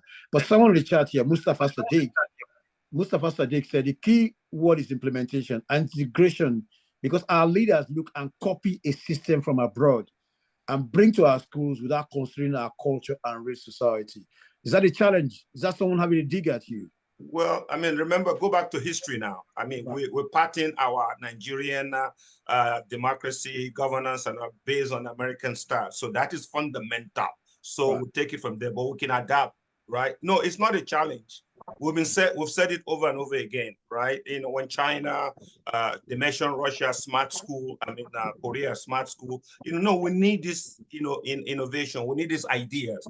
The problem is when we come together and we sit down and we now want to implement and then pattern it to our own needs and then our internal challenges itself. That is, for me, that is where I see the problem is. And we can overcome this if we all have an open-ended discussion and agree on what we need to agree. So it's not a challenge. No country can go or grow or develop without external contribution. Thank you, Prof. Like I said to your professor colleague, challenge is not a bad word. It's nice to challenge each other. You're absolutely right. We shouldn't bury our head in the sand and don't learn from other cultures and society. Professor Owhotu, can I ask you, a colleague on the chat, Tola Uduyele, says sustainability will be informed by good statistics. And this person is challenging us.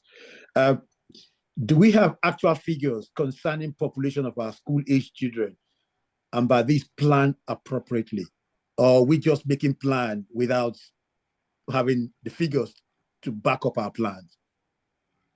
Well, we have the figures. We have it. I defer to the desk, who can speak more, of that. Right. Okay. Yeah, we have the figures. Right. I am in charge of data. We have we have disaggregated our data. If you want the number of schools we have, if we want the number of basic education students, we have the data. We have the data because we do annual school census. Okay. So we have the data. Yeah. Okay. Thank you, ma'am. For people who don't know, in terms of your background, not only you have a degree in education, but you specialize in mathematics. So I wouldn't expect anything less from you, from being a mathematician, a statistician, to be collecting data. So thank you very much. And I think the federal government and President Tinubu is very proud of you. You've represented federal government with absolute delight today, to the point of embarrassing Prof from University of Nigeria. No, that's a joke on my part. Now,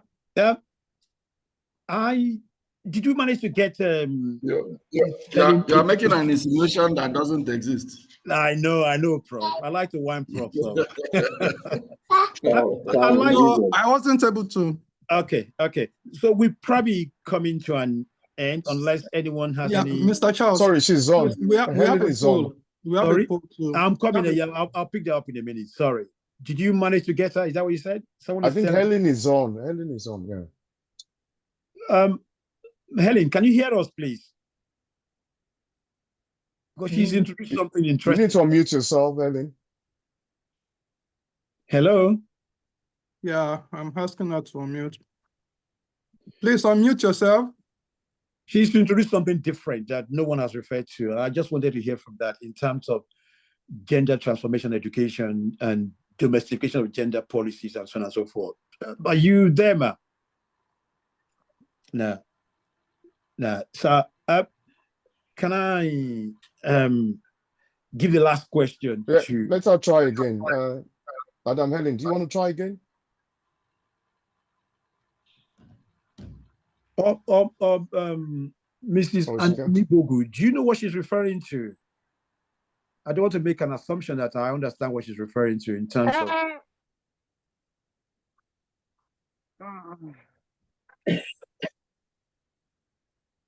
Well, we have our policy on gender. We have gender policy in education. That is what she's referring to, which was just rolled out in 2021 or 22. But if it is in the integration, we have a work plan, we have our framework that the implementation has already started. And good thing, in our roadmap, the 13 pillars of the roadmap, one thematic area is girl child education. So if we are talking about the integration of girl child into the system, I think we have taken a robust plan on it. Okay. So, but I wouldn't know what exactly she's referring to. Okay, she's so, back. She's on mute. Now. Can you hear me? Yeah, we can hear you now. In addition to what my boss has said, there's need for us to domesticate the gender policies at sub-national levels. So we need a training of desk officers at the state levels, the key actors, on how to integrate gender into their policies and programs. Apart from disaggregating gender, apart from disaggregation of data in their sector plans, they need to be trained on how to integrate gender policies in their programs. There's also need for gender-sensitive budgeting. At this point, we are talking of alignment. There is need to align their financial commitment with the goals of reducing gender disparity and enhancing women economic participation at the sub-national level. Okay. Okay. Can I just very briefly respond very quickly back to me? In terms of 2 weeks ago, we have young people, our children, as part of this education program, have your say. One of the conversations was around the merit and demerit of separate school, boys only school and girls only school. As an educationist yourself, do you have a view on that? Very briefly. I'm not an advocate of a separate school for boys and girls. We are talking of inclusivity. They should No. I know what you're talking about. I'm just asking you that question. Yeah. If you have a view as an educationist in terms of the merit or demerit of separate schools. Yeah. Separate school will not really promote gender okay. No, that's what I wanted to hear from you. Okay. Yes. No, okay, all right. Now, I'm not asking you to take a side. I'm just being controversial and asking a question, which is worth exploring. And the final question to, I know Dr. Remy, you've got a very short time to say some few things on behalf of education that you lead on. Earlier on, I did ask you in terms of the program, the teaching. Will I be right that NSF education also look at safeguarding in our schools in Nigeria? Yes, we do. And we started that by actually having a poll to take a survey and establish what our teachers know about safeguarding and how it's been implemented in some of the schools in Nigeria. I wouldn't say all of the schools, but amazingly, it appears as if that's not really the understanding for a lot of our teachers, which is why we've incorporated it into as one of our modules when we do the needs training program for our teachers. So yes, it's something that we look into because it's very, very vital that our children are safeguarded whilst they're in the learning environments. Right. No, thank you very much. I've got a responsibility to promote NSF with every given opportunity. And we assure colleagues in Nigeria, we are doing our bit as NSF community to try and do as much as we can on education in Nigeria. Can I, just before I do my thank you or summing up, we've got a poll, a survey of which I don't know whether Wally or Rashid want to explain more about that in terms of, it's just to get a feel, giving my own background, we call it the happy sheet, the classroom reaction to what you've had today. It gives us some indication of how things have gone. They're not scientific, but that will help us. So please, if you're able to respond instantly, I think that will help us in terms of getting feedback. You know what they say about feedback? Feedback is the food of champions. So we need our feedback to be able to see what we've done well and what we could improve upon. But on my part, because I'm conscious of time, I'll be summary. I think a lot of interesting things that have been challenged all the way through. There have been challenge from the speakers, challenge from the contributors. And I use the word challenge. Challenge is very healthy. We need to challenge each other because it's a race to the top, not a race to the bottom. We need, I think Professor Sadiq said, we need to take Nigeria to a greater height. If we don't challenge each other, then it becomes difficult. And finally, on my part, from all we've had, there are good rhetoric, there are good actions there, but I think we all agree in unison that it's important that we put more resources into commitment, into implementation. And that can always start from the top. It starts from leadership. Leadership drives implementation. Everything else will follow. Leadership will address the issue of inadequate resources, will address the issue of corruption, will address the issue that Mrs. Anigboju put in our CV. It's about malpractices in education in Nigeria. There was a time when I came to the UK, you tell them you come from Nigerian universities, they look up to you. They're very proud. But now, increasingly, you tell them you come from some universities in Nigeria, people just look at you that you don't know what you're talking about. So we've got a challenge. And for me, rather than crying for Nigeria, rather than reminiscing about the past, let's look forward with enthusiasm, with hope, like Mrs. Anigboju said, that things can only be different. The only way can only be up for us in Nigeria. And if we have the talents on this platform here today, Nigeria is great. You know what they say about Nigeria? Wherever we are, Nigeria doesn't take second though. We are best in what we do. We just need that effective leadership to coerce and bring things together and to make our country great. Sorry if I sound like Donald Trump. I didn't mean to, but Nigeria has been great, can be great, remain great going forward. I beg to excuse myself, please. All right, okay. So all I'll just finish with is that collaboration between all the partners. You know what they say? Was it Nixon? Nixon said, maybe we surcharge a chance for constantly mispronouncing Anigboju. Anigboju, sorry. No, you surcharge me now. Anigboju, that's my brother. I am a lioness, so I'm a lioness. No, all right, okay. Thank you very much. I'm sorry. Wow, is the UK version, and you heard from my colleague from America. He gave the American version of your name as well. So, but I salute every one of you. And I'll finish by, was it Nixon who said, coming together, which we've done today, is the beginning. Staying together, which we need to stay with some of the colleagues here today, is progress. Collaborating and working with our colleagues from education department, in particular Nigeria, is success. And I think we are on a good track to achieving success. Thank you. On another note, if I invite Dr. Remy, who is the Director of Education for NSF, she's Musun's boss in that respect. Dr. Remy, PhD, I believe in climate change, energy management, or somewhere along that field. A very, very committed individual. She's been trying to blackmail me for the past few weeks to drag me to report to her. I've not forgotten you, man. So, Dr. Remy, over to you. Thank you, Charles, and thank you to all our speakers and everyone that has attended today. I just have a few words to say, some of which we've already heard about today, and it's just really to say that we can see from the discussion today, from the presentation today, that our Nigerian education system needs to be sustained. And in order to do that, it is important for us to move forward. Moving forward from the old of our education system, moving forward from the old ways of our thinking educationally, moving forward into digital education, moving forward into what I believe it was Professor Owhotu that mentioned it, climate change. That's also important. That's part of education. That's part of the way where we can become sustainable in terms of our education.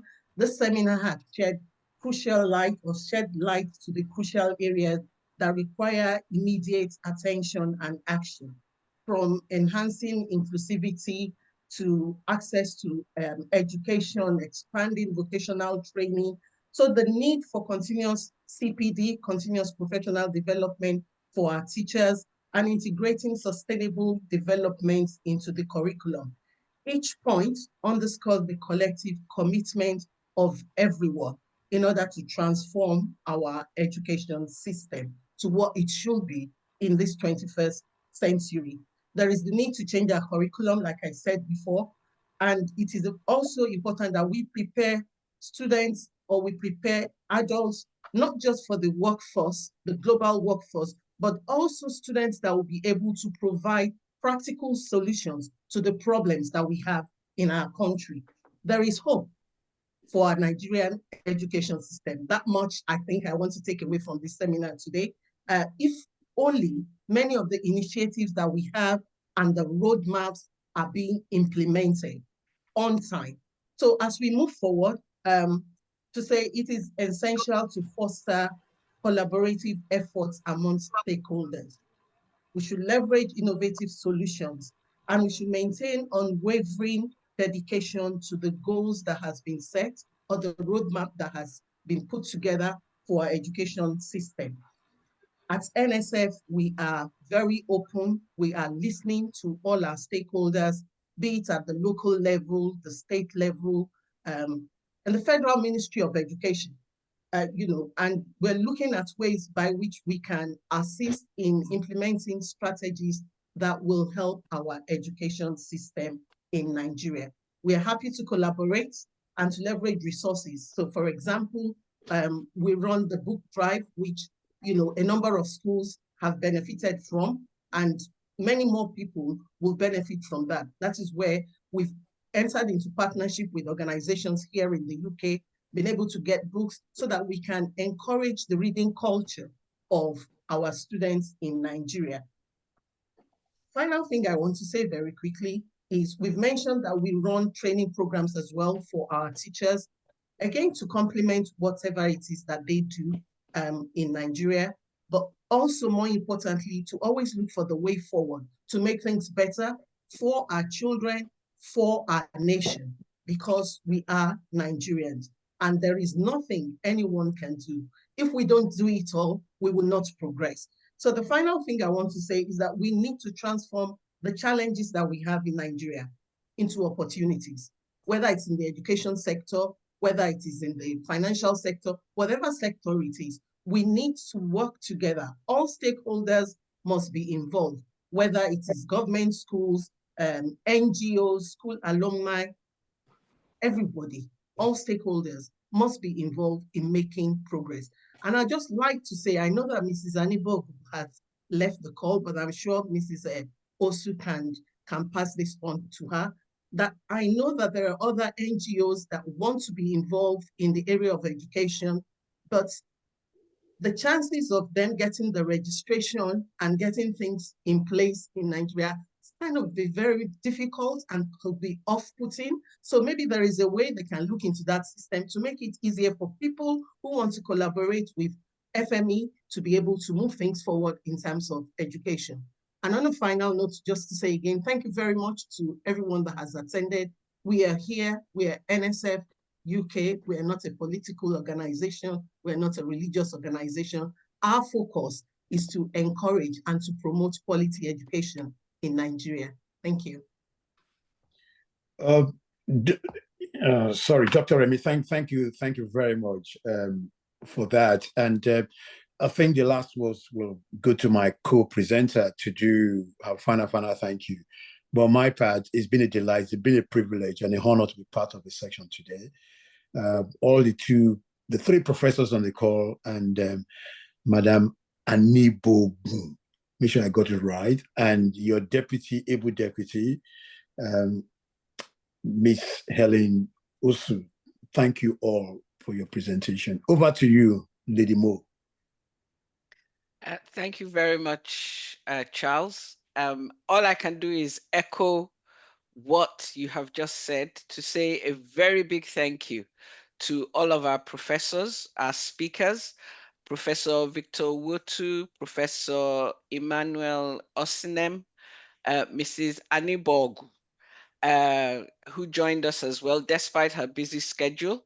I'd also like to say a big thank you to Miss Helen Osu, who stepped in unexpectedly, but how should I say, flew the flag very appropriately. A big thank you too to Professor Sadiq Abdullahi, who joined us and who kindly joined us and was able to make very valuable contributions. One thing I will say is that the energy that is coming off this screen at the moment is really powerful. And it's an indication that the commitment is there. And as has been said by many speakers prior to my coming on as well, that all the will is there. What we need to do is to come together and to find out the way. The roadmap is there and it's for us to follow it. Before we go finally, I would like to recognize the members of my team who has helped put all of this together.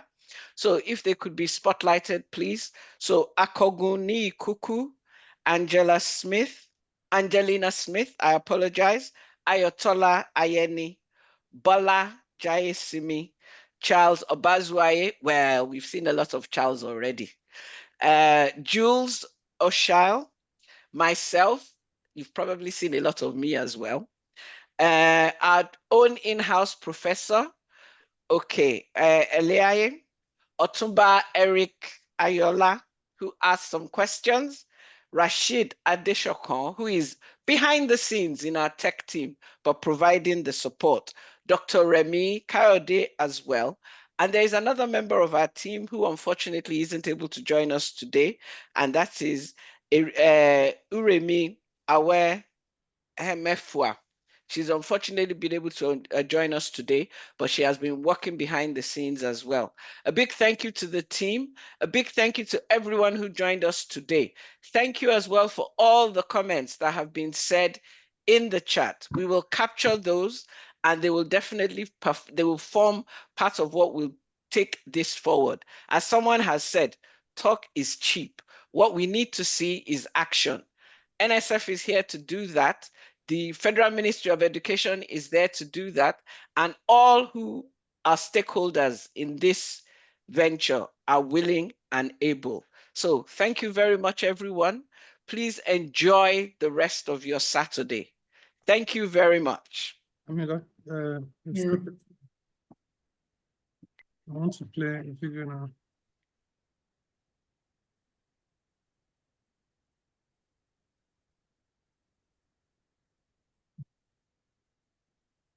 The NSF UK education team proudly presents 3 enriching life-changing events.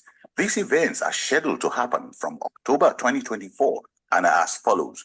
Firstly, our ongoing NEED program. NEED is an acronym for NSF UK Excellence in Education Development Hub. This is our specialized training program for teachers. Don't miss this life-changing chance. Be part of this excellent move. Watch this space for further information. Our next event takes place on Saturday, 5th October 2024. Please join us as we showcase the diverse skills and